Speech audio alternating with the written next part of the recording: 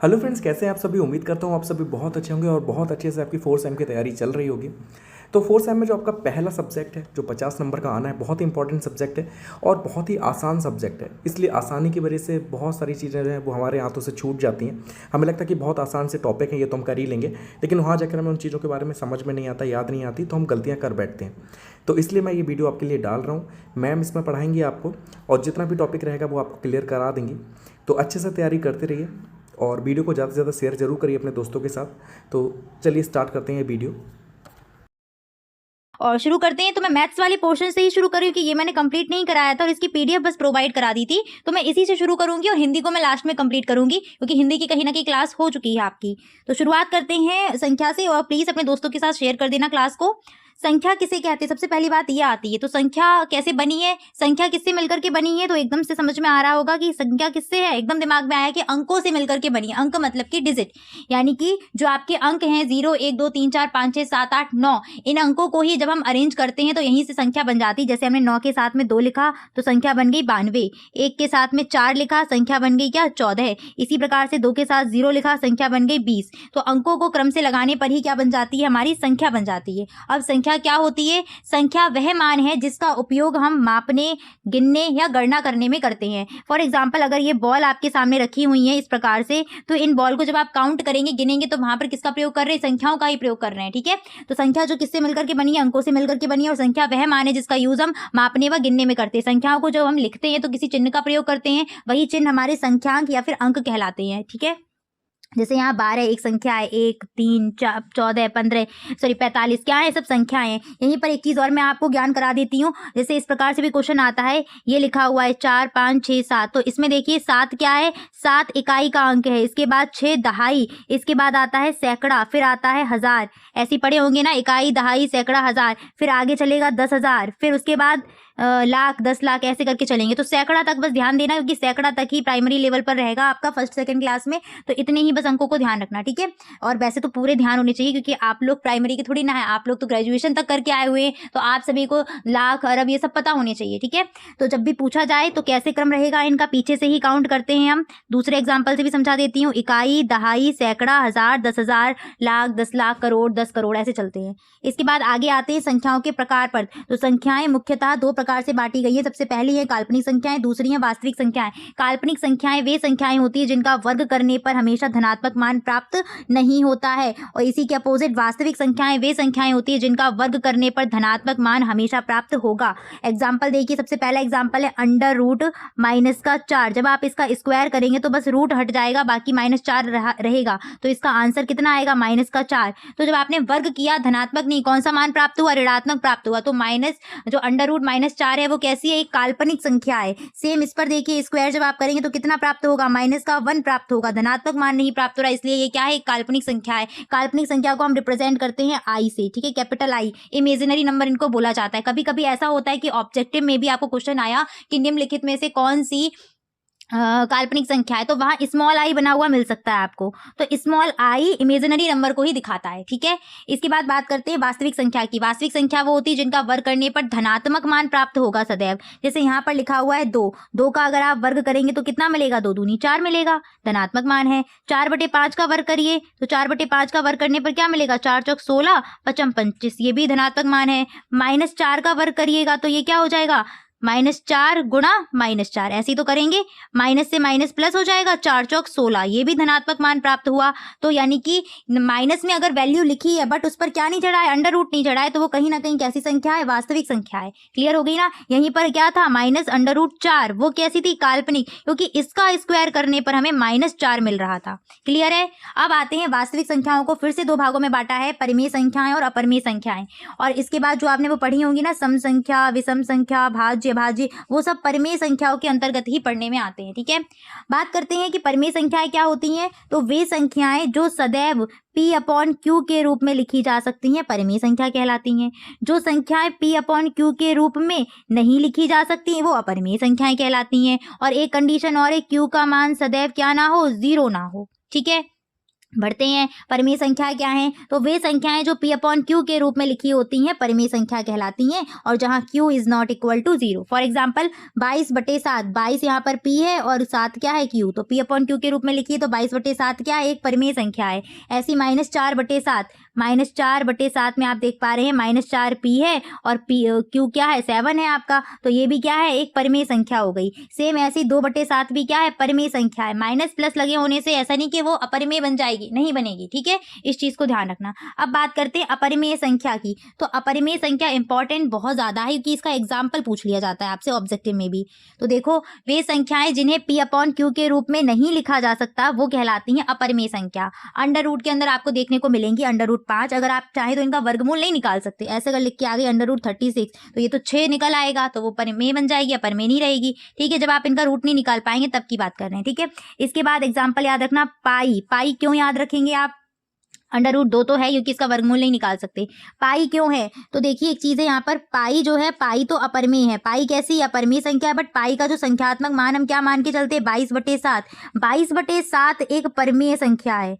क्या है? परिमेय संख्या है। क्यों है? क्योंकि ये तो p अपॉन क्यू के रूप में लिखी हुई है, इसलिए ये 22/7 क्या बन जाएगी? परिमेय संख्या। तो याद रखना, जब पाई आ जाए तो पाई तो अपरिमेय है और पाई का मान जो है वो क्या है? परिमेय संख्या है। नेक्स्ट आते हैं परिमेय संख्याओं के निम्नलिखित कितने प्रकार है। तो परिमेय संख्याओं को बांटा गया है, देखिए सबसे पहले है आपकी प्राकृतिक संख्याएं। तो प्राकृतिक संख्याएं क्या होती हैं? सभी गिनती की संख्या, यानी कि सभी काउंटिंग नंबर आपके प्राकृतिक संख्याएं होती हैं। कहाँ से शुरू होती है? तो इनकी शुरुआत होती है 1 से। 1 2 3 4 5 6 7 8 9 10 11 12 प्राकृतिक संख्याएं। कहाँ समाप्त होंगी? तो भाई अनंत समाप्त होंगी, इनका कोई सीमा नहीं है। आप कहो कि 10 पे खत्म हो गई या 15 पे, 100 पे, नहीं, कभी खत्म नहीं होती है, ठीक है ना। तो कोई बड़ी संख्या कभी ज्ञात ही नहीं कर पाते हम लोग, इसीलिए तो अनंत पे खत्म होंगी, बट शुरुआत कहाँ से होती है? 1 से होती है। पूर्ण संख्याओं की बात करते हैं तो पूर्ण संख्या में क्या होता है? सारे के सारे नेचुरल नंबर ले लीजिए और आगे बस क्या लगा दो? 0। तो प्राकृतिक संख्याएं और शून्य को मिला करके जो संख्या प्राप्त होती है वो होती है पूर्ण संख्याएं। तो इसीलिए सबसे छोटी आप जब देखेंगे ना पूर्ण संख्या कौन सी है, तो वो 0 है, ठीक है। और सबसे छोटी प्राकृतिक संख्या, तो प्राकृतिक संख्या सबसे छोटी कहाँ है? 1 है, इससे छोटी कोई प्राकृतिक नहीं है, ठीक है। 0 आपकी पूर्ण है, इसीलिए 0 इंपॉर्टेंट हो जाता है। 0 से क्वेश्चन पूछ लिए जाते हैं आपके। खत्म कहाँ होंगी? पता नहीं, अनंत पे खत्म होगी जाके। एक क्वेश्चन यहाँ से इंपॉर्टेंट आपका निकल के आएगा कि सभी नेचुरल नंबर, सभी प्राकृतिक संख्याएं क्या है? पूर्ण संख्याएं। ये चीज हमेशा ध्यान रखना, सभी प्राकृतिक संख्या क्या है? पूर्ण संख्याएं। क्योंकि आप देख पा रहे हैं सारे के सारे प्राकृतिक संख्याएं पूर्ण में आ गई हैं, बट इसके अपोजिट भी कभी कभी पूछ लेते हैं कि क्या सभी पूर्ण संख्याओं को होल नंबर बोलते हैं? क्या सभी होल नंबर यानी कि पूर्ण संख्याएं प्राकृतिक संख्याएं हैं? तो नहीं, ये पॉइंट गलत है। क्यों? क्योंकि 0 ऐसी पूर्ण संख्या है जो प्राकृतिक संख्या नहीं होती। इसके बाद बात करते हैं पूर्णांक की। तो पूर्णांक में आपके 2 प्रकार के पूर्णांक आते हैं, धनात्मक और ऋणात्मक, पॉजिटिव इंटीजर और नेगेटिव इंटीजर। संख्या रेखा पर हम इस प्रकार से प्रदर्शित भी करते हैं, ठीक है। बीच में 0, इसके बाद 1 2 3 4 5 6 पॉजिटिव में, और इधर साइड नेगेटिव में -1 -2 -3 -4 -5, ठीक।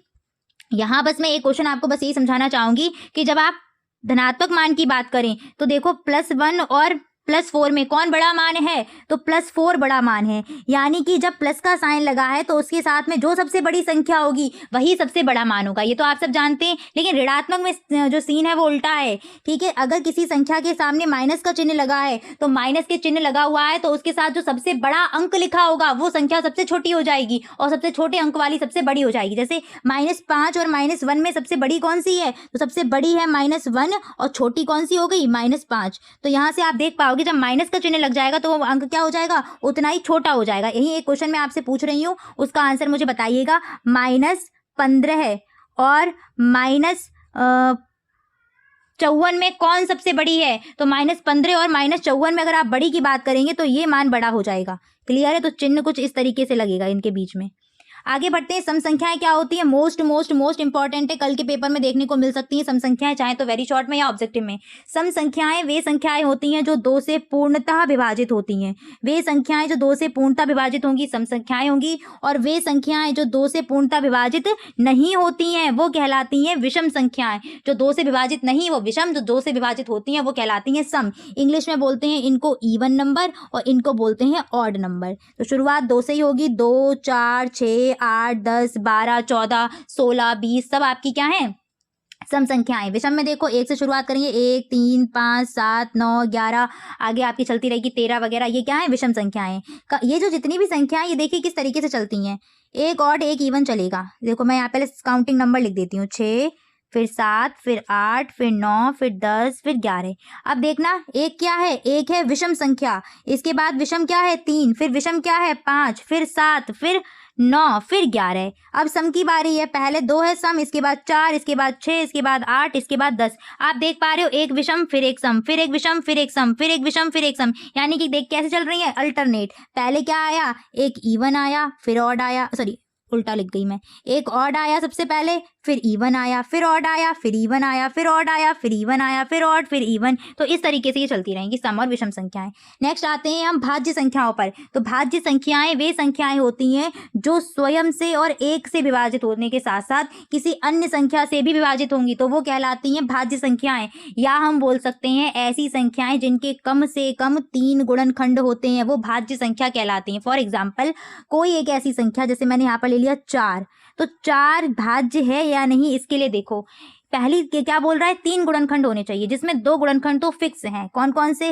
एक तो एक फिक्स है, एक से तो सारी संख्या विभाजित होती हैं और हर एक संख्या स्वयं से ही विभाजित होती है। ठीक है, अब आपको एक अन्य संख्या ढूंढ के लानी है जो 4 को विभाजित कर दे, तो वो है आपका 2, 2 दूनी 4। तो जो 4 का अंक है वो 2 से भी डिवाइड हो रहा है, इसका मतलब 4 कैसी संख्या बन गई, एक भाज्य संख्या बन गई। ठीक है, 3 गुणनखंड मिल गए, कम से कम 3 चाहिए, ज्यादा ज्यादा कितने भी हो जाएं। 6 को देख लीजिएगा, 6 एक तो एक से होगा विभाजित, स्वयं से भी होगा। इसके अलावा 6 किससे होता है, 6 2 से होता है, 2 3 6, एक अन्य गुणनखंड मिला। इसके बाद 3 से भी होता है, 3 दूनी 6। बस आपको एक फैक्टर ढूंढना है, जैसे एक फैक्टर और ढूंढ लिया वैसे समझ जाओ 6 भी क्या है, एक भाज्य संख्या है। सेम और एक मैं एग्जांपल और अच्छे से समझा देती हूँ ताकि डिटेल हो जाए।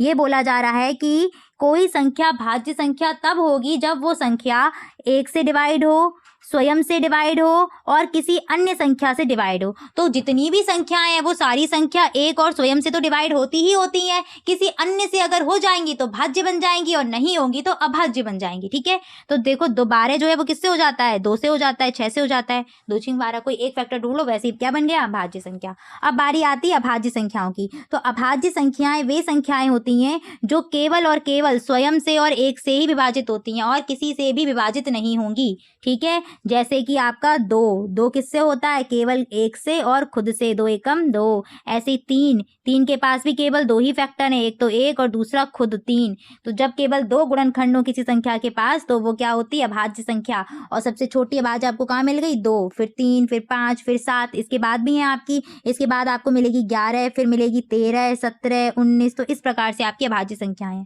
ठीक है, एक जो है आपकी इंपॉर्टेंट है, एक ऐसी संख्या है जो ना तो भाज्य और ना ही अभाज्य, क्योंकि एक के पास केवल एक ही फैक्टर है, वो खुद।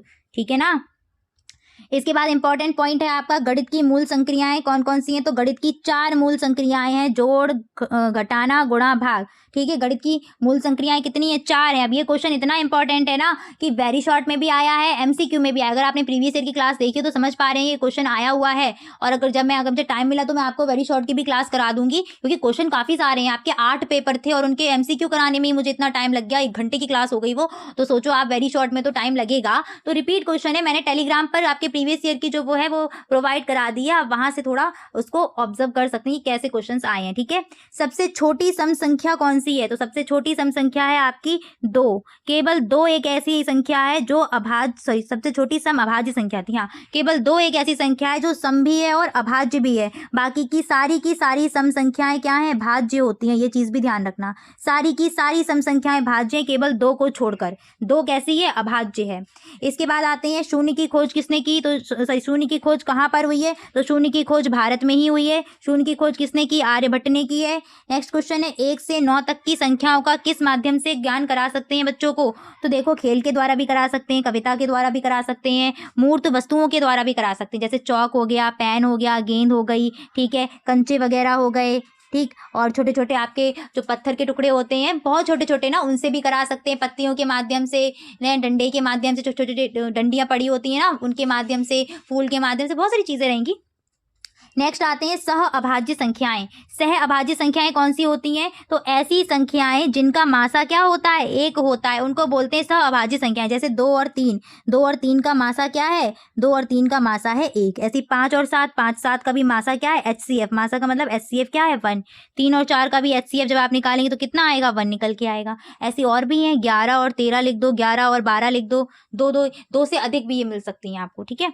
आप आते हैं नेक्स्ट उस पर, गणित का लक्ष्य क्या है? तो गणित का जो लक्ष्य है वो क्या लक्ष्य है? संख्याओं का ज्ञान कराना, तर्क क्षमता का विकास करना, सामाजिक भौतिक वातावरण का ज्ञान कराना, दो वस्तुओं की तुलना करना सिखाना, गणना करना सिखाना, सामाजिक परिवेश में रहने के लिए क्षमता विकसित करना, जैसे दैनिक क्रियाकलाप में जहाँ गणित की आवश्यकता पड़ती है तो उसके योग्य बना देना बच्चे को, ठीक है। कहीं अगर बाहर जा रहा है, किसी शॉप पर सामान लेने के लिए मम्मी ने कहा 2 पेन लेके आना, ठीक है, तो उसको पता होना चाहिए कि 2 क्या होती हैं संख्या, 2 अंक क्या है, कि 2 चीज़ें हैं क्या वस्तुएं, ये सारी चीज़ें। नेक्स्ट आते हैं स्थानीय मान पर। स्थानीय मान भी आपके लिए बहुत इंपॉर्टेंट रहने वाला है। इससे 2 क्वेश्चन हमेशा आपके आए हुए हैं हर एग्जाम में, हर पेपर में, तो इसको अच्छे से तैयार कर लो। स्थानीय मान निकालने को आता है पहली बात तो, ठीक है। और स्थानीय मान किसे कहते हैं, ऐसा क्वेश्चन भी आ जाता है। तो किसी संख्या में अंक की स्थिति के आधार पर निर्धारित किया गया मान उसका स्थानीय मान कहलाता है।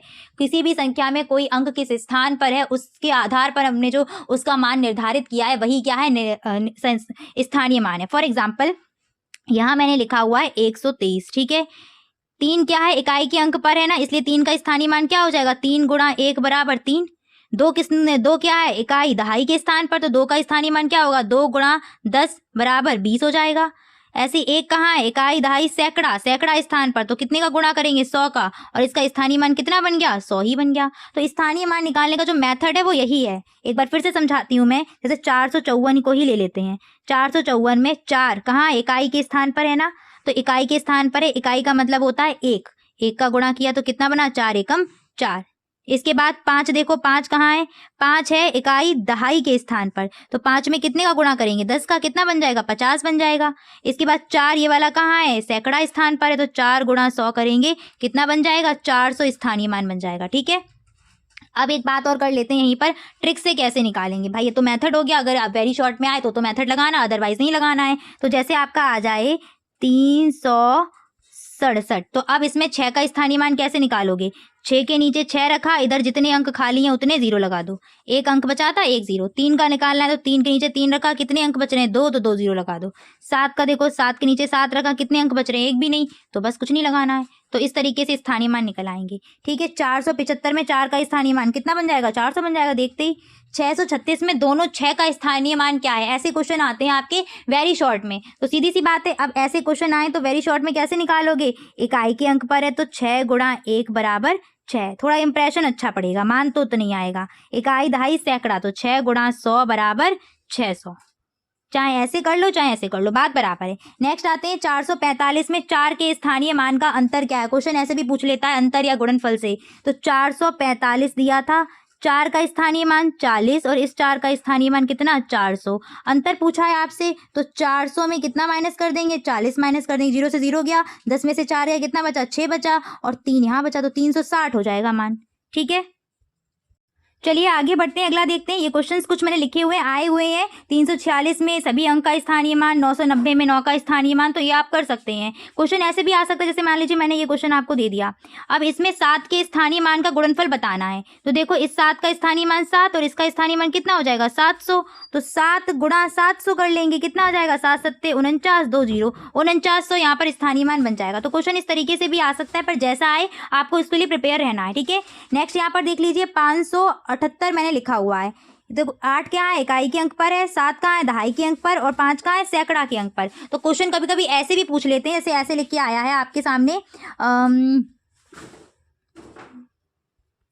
क्वेश्चन आपके सामने मान लीजिए ऐसे लिख के आया है इस तरीके का, और पूछेगा सैकड़ा के स्थान पर कौन सा अंक है, तो बताओ क्या है? ये इकाई, एक दहाई और ये सैकड़ा, तो सैकड़ा पे क्या हो जाएगा? 9 का अंक हो जाएगा। ऐसे करके आरोही व अवरोही क्रम बहुत बहुत बहुत ज़्यादा इंपॉर्टेंट है आपके इस सेमेस्टर के लिए, मोस्ट मोस्ट मोस्ट इंपॉर्टेंट। और कल आपको ज़रूर ये पेपर में देखने को मिलेगा, दोनों में से कोई एक डेफिनेशन या दोनों डेफिनेशन, और कम से कम 2 से 3 क्वेश्चन मिलेंगे, एक वेरी शॉर्ट में और एक आपका उसमें क्या कहते हैं MCQ में, ठीक है। तो आरोही और अवरोही क्रम की मैं आपको ट्रिक आज बहुत अच्छे से बता रही हूँ, और आप कभी नहीं इस ट्रिक को भूलेंगे, ठीक है। तो यहाँ पर मैं लिखती हूँ सबसे पहले आरोही। आरोही और अवरोही में किसका नाम बड़ा है, किसका नाम छोटा है? तो अवरोही कुछ बड़ा बड़ा लग रहा है, आरोही छोटा लग रहा है। तो आरोही छोटा है ना, तो इसमें क्या करते हैं हम, छोटे से बड़े की तरफ चलते हैं। छोटे से बड़े की तरफ चल रहे हैं, इसका मतलब हमारा क्रम कैसा बनेगा, बढ़ता हुआ क्रम बन जाएगा। तो इसमें जब हम संख्याओं को अरेंज करते हैं तो कौन से क्रम में अरेंज करते हैं, बढ़ते हुए क्रम में अरेंज करते हैं। इसको असेंडिंग ऑर्डर बोलते हैं। अब बारी आती है अवरोही की। अवरोही का नाम बड़ा था, तो भाई अब इसमें हम बड़े से कैसे चलेंगे, छोटे की तरफ चलेंगे। और जब बड़े से छोटे की तरफ चलेंगे तो हमारा क्रम कैसा बनेगा, घटता हुआ क्रम बन जाएगा। क्लियर है ना? चलो अब आगे बढ़ते हैं। आरोही क्रम क्या है? आरोही क्रम ऐसा क्रम है जिसमें संख्याओं को बढ़ते हुए क्रम में लिखा जाता है, यानी कि छोटे से बड़े के क्रम में। पहले छोटी संख्या, फिर उससे बड़ी, फिर उससे बड़ी, फिर सबसे बड़ी। तो छोटा गोला, फिर उससे बड़ा गोला, फिर उससे फिर सबसे बड़ा गोला। ठीक है, एग्जाम्पल देखो, पहले 20 लिखा, फिर उससे बड़ी संख्या लिखी 41, फिर 58, फिर 90, फिर 101।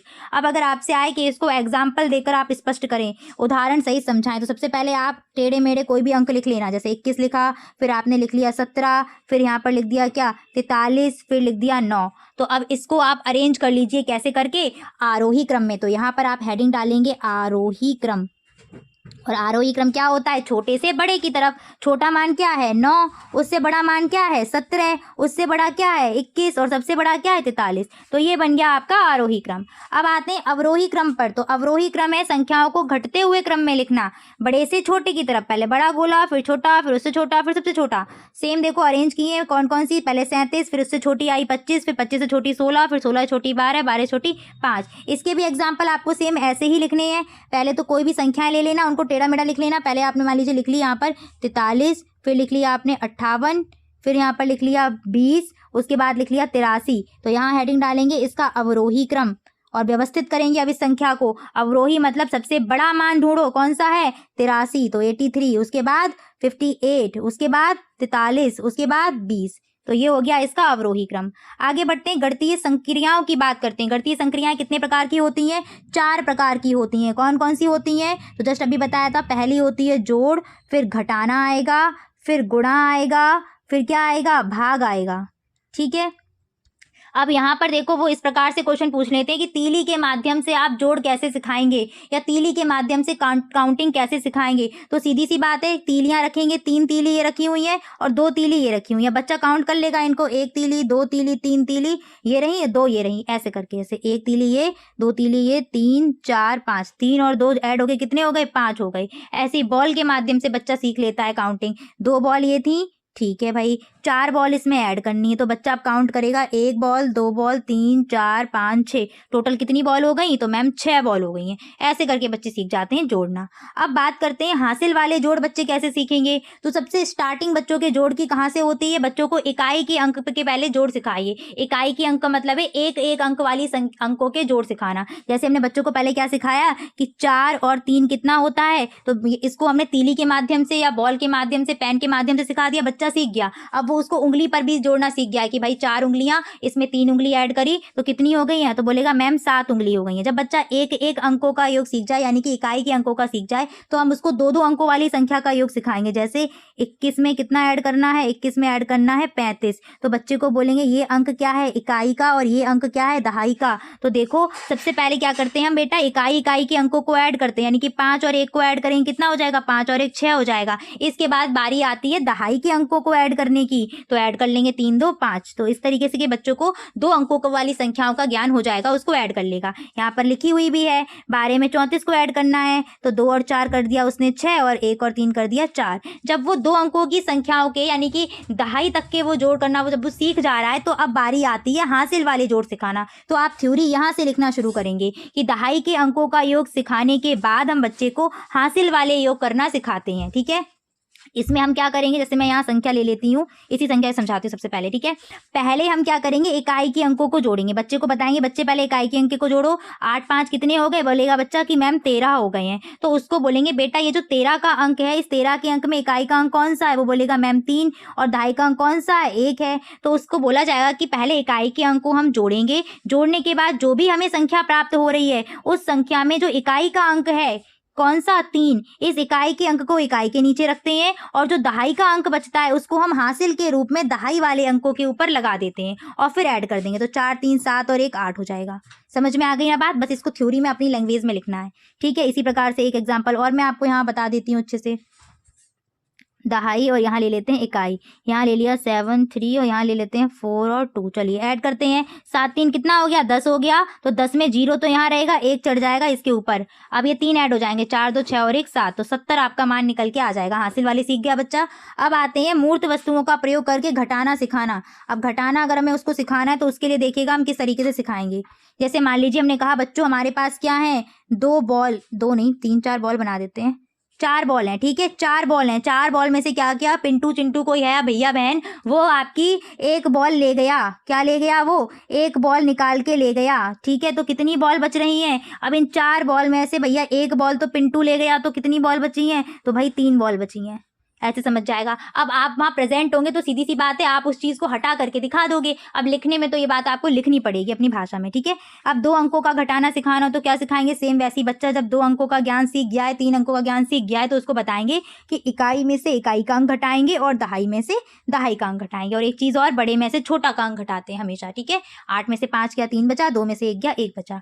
फिर आती है बारी उधार वाले अंकों को घटाने की, कि उधार वाले अंक कैसे घटाए जाते हैं उधार लेकर के। तो बच्चों को बताया जाएगा कि दहाई और इकाई 2 प्रकार के अंक होते हैं, मतलब स्थान होते हैं, अंक नहीं होते, स्थान होते हैं। ये ऐसा टॉपिक है ना कि मुझे समझ नहीं आता कि सबको आती है ये चीज़, सबको आती है, आप लोग को भी आती है, समझा दोगे भाई, लिखोगे कैसे? ये सबसे बड़ी आफत होती है इसमें। तो देखो कैसे करना है, ये सिखाना है हमें बच्चों को।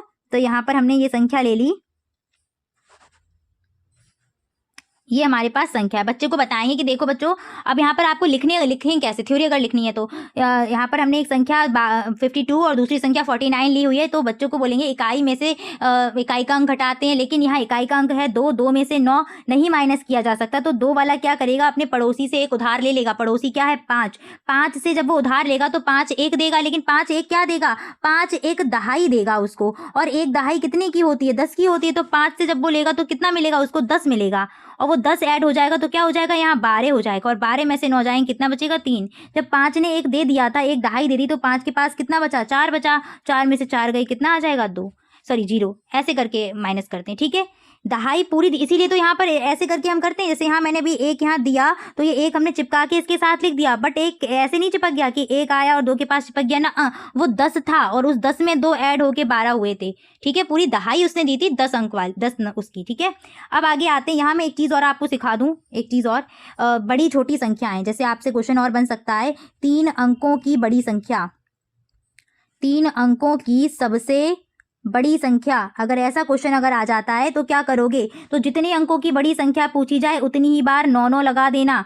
3 अंकों की बड़ी संख्या बन गई। सेम यहीं पर पूछा जाए 2 अंकों की बड़ी संख्या, तो 2 अंकों की बड़ी संख्या कौन सी है? 2 अंकों की बड़ी संख्या आपकी है क्या?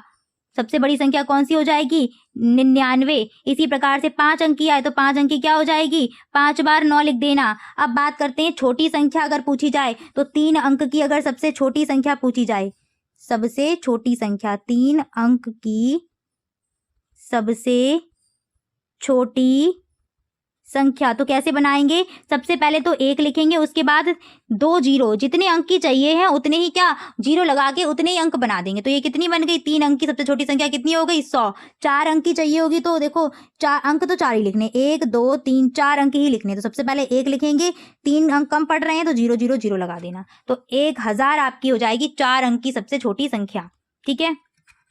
किसी संख्या में उसी संख्या को 1 से अधिक, अरे क्या पढ़ रही हूँ मैं, गुणा। गुणा क्या होता है? गुणा क्या होता है? तो गुणा देख लीजिएगा कि गुणा जो है आपकी वो किसकी पुनरावृत्ति है? जो गुणा है वो योग की पुनरावृत्ति होती है। किसकी पुनरावृत्ति होती है? योग की पुनरावृत्ति होती है। और घटाना वो भाग जो होता है वो किसकी पुनरावृत्ति होती है? वो पुनरावृत्ति होती है घटाने की, ठीक है।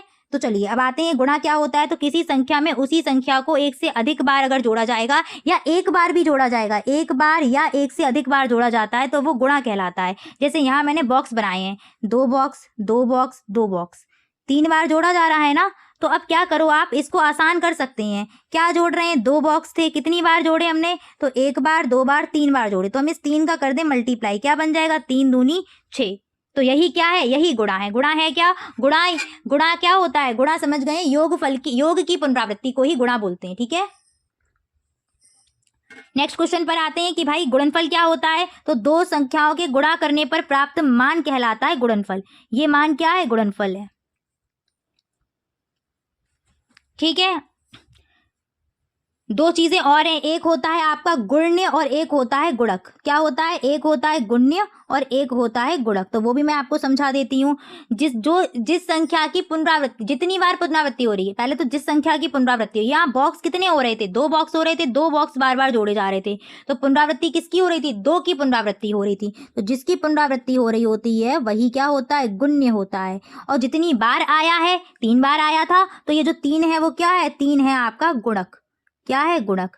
अगर आपसे पूछा जाए कि इनके गुणा के अवयव बताइएगा तो यही 3 है, गुण्य, गुणक और गुणनफल, ठीक है। गुणनफल बराबर क्या होगा, गुण्य इंटू गुणक, ठीक है। दोनों का गुणा करने पर ही मान जो मिलता है वही क्या होता है, गुणनफल होता है। अब देखो यहाँ डेफिनेशन में मैंने लिखी थी, जिस राशि को बार बार जोड़ा जाता है वो कहलाती है गुण्य, और जितनी बार जोड़ा जा रहा है या जिससे, उसी को बोलते हैं कि इससे गुणा करना पड़ेगा, वही होती है गुणक, ठीक है। यहाँ पर बॉल बनी थी, 2 बॉल बनी हुई है, तो यहाँ पर जो 2 है, 2 थी ना, तो 2 बार आता, बार बार 2 बॉल की पुनरावृत्ति हो रही थी, तो 2 बॉल यहाँ पर गुण्य है। कितनी बार पुनरावृत्ति हुई, 4 बार हुई, तो 4 बन जाएगा गुणक, और गुणा होने पर प्राप्त होगा गुणनफल, ठीक है। इसके बाद आते हैं नोट पॉइंट पर, ये भाग की संक्रिया के आपके अवयव लिखे हैं, तो इसको ध्यान रखना। भाग में होता है भाज्य बराबर भाजक गुणा भागफल प्लस शेषफल, ठीक है। भाज्य बराबर भाजक गुणा भागफल प्लस शेषफल, इस तरीके से लिखा होगा। मैं इसको और समझा देती हूँ। जैसे मान लीजिए 4 में डिवाइड देना है किसका, 25 का डिवाइड देना है। तो देखो यहाँ पर, पहले तो दूर दूर लिखूं, हाँ, या ये रहा 25 और ये रहा 4 से डिवाइड देंगे। जिसमें डिवाइड देने जा रहे हैं वो होता है क्या, भाज्य। 25 में डिवाइड देने जा रहे हैं तो 25 है भाज्य, जिसको डिविडेंड बोलते हैं। किससे डिवाइड देने जा रहे हैं, 4 से, तो 4 हमारा है भाजक, जिसको डिवीजर बोला जाता है। अब भाग दो, 4 से भाग दोगे तो कितनी बार जाएगा, 4 चौक 16, 4 पंजे 20, 4 छिंग 24, 6 बार गया। 24 इसके नीचे रखेंगे, माइनस करेंगे, कितना बचा, 1। तो यहाँ पर जितनी बार भाग गया, 6 बार गया, ये 6 क्या है, 6 है भागफल, और माइनस करने पर जो शेष बचता है वो क्या होता है, शेषफल होता है, ठीक है। और याद रखना, शेषफल हमेशा भाजक से छोटा होगा, कभी बड़ा और बराबर नहीं हो सकता है। अगर आ रहा है तो डिवाइड कहीं गलत है। ये ट्रिक आप बच्चों को भी बता सकते हो कि बेटा अगर कभी भी तुम्हारा शेषफल भाजक के बराबर या बड़ा आ जाए तो वहीं समझ जाना कि डिवाइड गलत किया, चेक कर लो अपना, ठीक है। चलो तो फिर आगे बढ़ते हैं। अगला क्या है आपका नेक्स्ट क्वेश्चन, ये समझ में आ गया ना, भाज्य, भाजक और भागफल शेषफल, ठीक है। तो भाज्य बराबर भाजक गुणा भागफल प्लस शेषफल, इस चीज को ध्यान रखना। आगे आते हैं शून्य की परिकल्पना। अब शून्य को अगर आप बच्चों को पढ़ाना सिखाना हो तो कैसे सिखाओगे, ठीक है। अगर ये क्वेश्चन आ जाए तो आप इसको एग्जाम्पल से समझिएगा। जैसे मान लीजिए कि बॉल हैं या लड्डू हैं, ठीक है, 3 बॉल हैं। अब बोलना बच्चों को कि बच्चों की एक बॉल आपको पिंटू को दे दी हमने, एक बॉल दे दी चिंटू को और एक बॉल दे दी सिंटू को, तो कितनी बॉल बची भाई, फिर कोई बॉल नहीं बची, खत्म हो गई सारी बॉल, तो क्या बची, 0 बचा वहां पर। ऐसी लड्डू का बोल सकते हो कि बच्चों एक प्लेट है, प्लेट में थे, मम्मी ने तुम्हारी बनाए लड्डू और वहाँ 5 लड्डू रखे थे, ठीक है। खुशबू बहुत अच्छी अच्छी आ रही थी, तो खुशबू सूंघ के क्या हुआ कि वहाँ पर तुम्हारा जो भाई था ना छोटू वाला, वो आया और उसने क्या किया, मम्मी से लड्डू मांगे। मम्मी ने उसको एक लड्डू दे दिया, ठीक है। उसके बाद तुम्हारी बहन आई, उसने लड्डू मांगा तो मम्मी ने उसको भी लड्डू दे दिए, ठीक है। ऐसे करके मम्मी ने एक एक करके लड्डू दिए। तो फिर बाद में क्या हुआ, ऐसी कहानी बनाते जाना, फिर बाद में सारे लड्डू खत्म हो गए। तो कितने लड्डू बचे टोकरी में, कुछ नहीं बचा, तो क्या बचा, 0 बचा। तो शून्य की परिकल्पना ये होती है। शून्य की वैल्यू क्या होती है, तो शून्य एक ऐसा अंक है आपका जो अगर किसी भी संख्या के दाहिनी तरफ लगेगा तो उसकी वैल्यू बदल देगा। जैसे 1 के दाईं तरफ मैं 0 लगा दूं तो बन जाएगा 10, और यहीं मैं 1 के क्या करूं, बाईं तरफ 0 लगा देती हूं तो ये क्या, 1 का 1 ही रहेगा। तो शून्य की खासियत है, किसी भी संख्या के दाईं तरफ अगर हम उसको बढ़ाते जाएंगे, लगाते जाएंगे, तो उसी संख्या की वैल्यू बढ़ती जाएगी, ठीक है। 10 है ना, अब यहीं पर हम क्या कर दें, एक 0 और लगा दें तो 10 गुना बढ़ गई कि नहीं बढ़ गई। सेम ऐसे ही लगाते जाओ तो ये मान आगे जाके बढ़ता जाएगा, और इधर अगर आप लगाएंगे तो उस पर कोई फर्क नहीं पड़ेगा, ठीक है।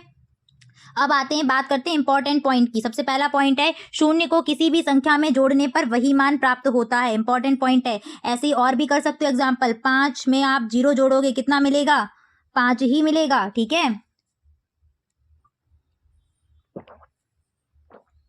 शून्य को किसी संख्या से घटाने पर वही मान प्राप्त होता है, ठीक है।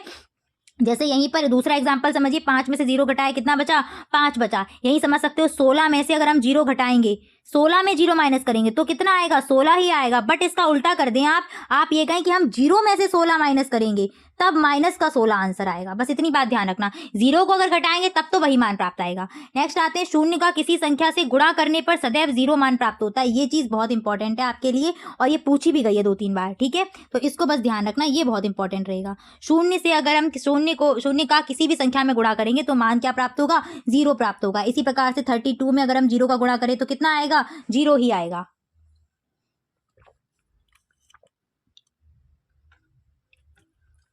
नेक्स्ट क्वेश्चन है आपके पास में कि शून्य को किसी संख्या से भाग देने पर भागफल के रूप में क्या प्राप्त होता है। तो भाई शून्य को जब हम किसी भी संख्या से भाग देते हैं तो भागफल में हमें शून्य ही प्राप्त होता है। जैसे 0 में हमने डिवाइड दिया किसका, 0 में हमने डिवाइड दे दिया 17 का, तो क्या मिलेगा, 0 ही मिलेगा, ठीक है ना। पर हम उल्टा कर दें, अब हम उल्टा कर दें कि भाई 17 में डिवाइड दें 0 से, तो उस टाइम मान आता है आपका अपरिभाषित। इसको परिभाषित नहीं किया जा सकता, या फिर इनफाइनाइट, दोनों में से जो ऑप्शन मिले वो लगा देना। अपरिभाषित मिले तो अपरिभाषित आपको लगाना पड़ेगा, ठीक है। तो ये आपके इंपॉर्टेंट मैथ्स की मैंने करा दिया। बारी आती है कहाँ, हिंदी की तरफ चलते हैं, ठीक है। तो चलिए हिंदी की तरफ आते हैं। सबसे पहला हिंदी में आपका टॉपिक था भाषा क्या होती है। तो भाषा से ही हम शुरुआत करेंगे कि भाषा क्या है। भाषा एक वह साधन है जिसके द्वारा मनुष्य बोलकर, सुनकर, लिखकर और पढ़कर अपने भावों और विचारों को आदान प्रदान करता है। तो सिंपल एक लाइन में अगर हम बोलें तो भाषा हमारे विचार विनिमय का साधन है, यानी कि हमारे मन के भावों को दूसरे के मन तक पहुंचाना, दूसरे को समझने का साधन क्या है, भाषा है, ठीक है। भोलानाथ तिवारी ने भी बस यही बात कही है कि ध्वनि प्रतीकों की वह व्यवस्था जिसके द्वारा समाज के लोग आपस में विचारों का आदान प्रदान कर पाते हैं वो कहलाती है क्या, भाषा कहलाती है। भाषा का क्या महत्व है तो देख लीजिएगा। भाषा का महत्व क्या, पहला महत्व है कि विचार विनिमय का साधन है। दूसरा है ज्ञान प्राप्ति का मुख्य साधन है। भाषा है तभी तो हम ज्ञान प्राप्त कर पा रहे हैं। राष्ट्रीय एकता का आधार है। व्यक्तित्व के निर्माण में सहायक है। चिंतन मनन का माध्यम है। साहित्य कला के विकास का माध्यम है। ये रही भाषा का महत्व। नेक्स्ट क्वेश्चन है, भाषा केवल ये सीटेट में क्वेश्चन आता है कि भाषा क्या केवल अभिव्यक्ति का ही माध्यम है। तो ऐसा नहीं, केवल अभिव्यक्ति का ही माध्यम नहीं है, बल्कि स्वयं से बातचीत करने का तरीका भी क्या है, भाषा ही है। अपने आप से भी हम इसी के जरिए बात करते हैं। भाषा शब्द की उत्पत्ति संस्कृत की भाष धातु से हुई है और इस भाष धातु का अर्थ है वाणी की अभिव्यक्ति, ठीक है। भाषा के भेद कितने हैं तो मुख्य रूप से भाषा 2 ही प्रकार की होती है। कौन कौन सी, मौखिक भाषा और लिखित भाषा। अन्य भेद में आ जाएगी सांकेतिक भाषा। भाषा की विशेषताएं क्या हैं तो भाषा प्रतीकात्मक है, परिवर्तनशील है, ध्वनिमय है और इसकी क्षेत्रीय सीमा भी होती है, ठीक है।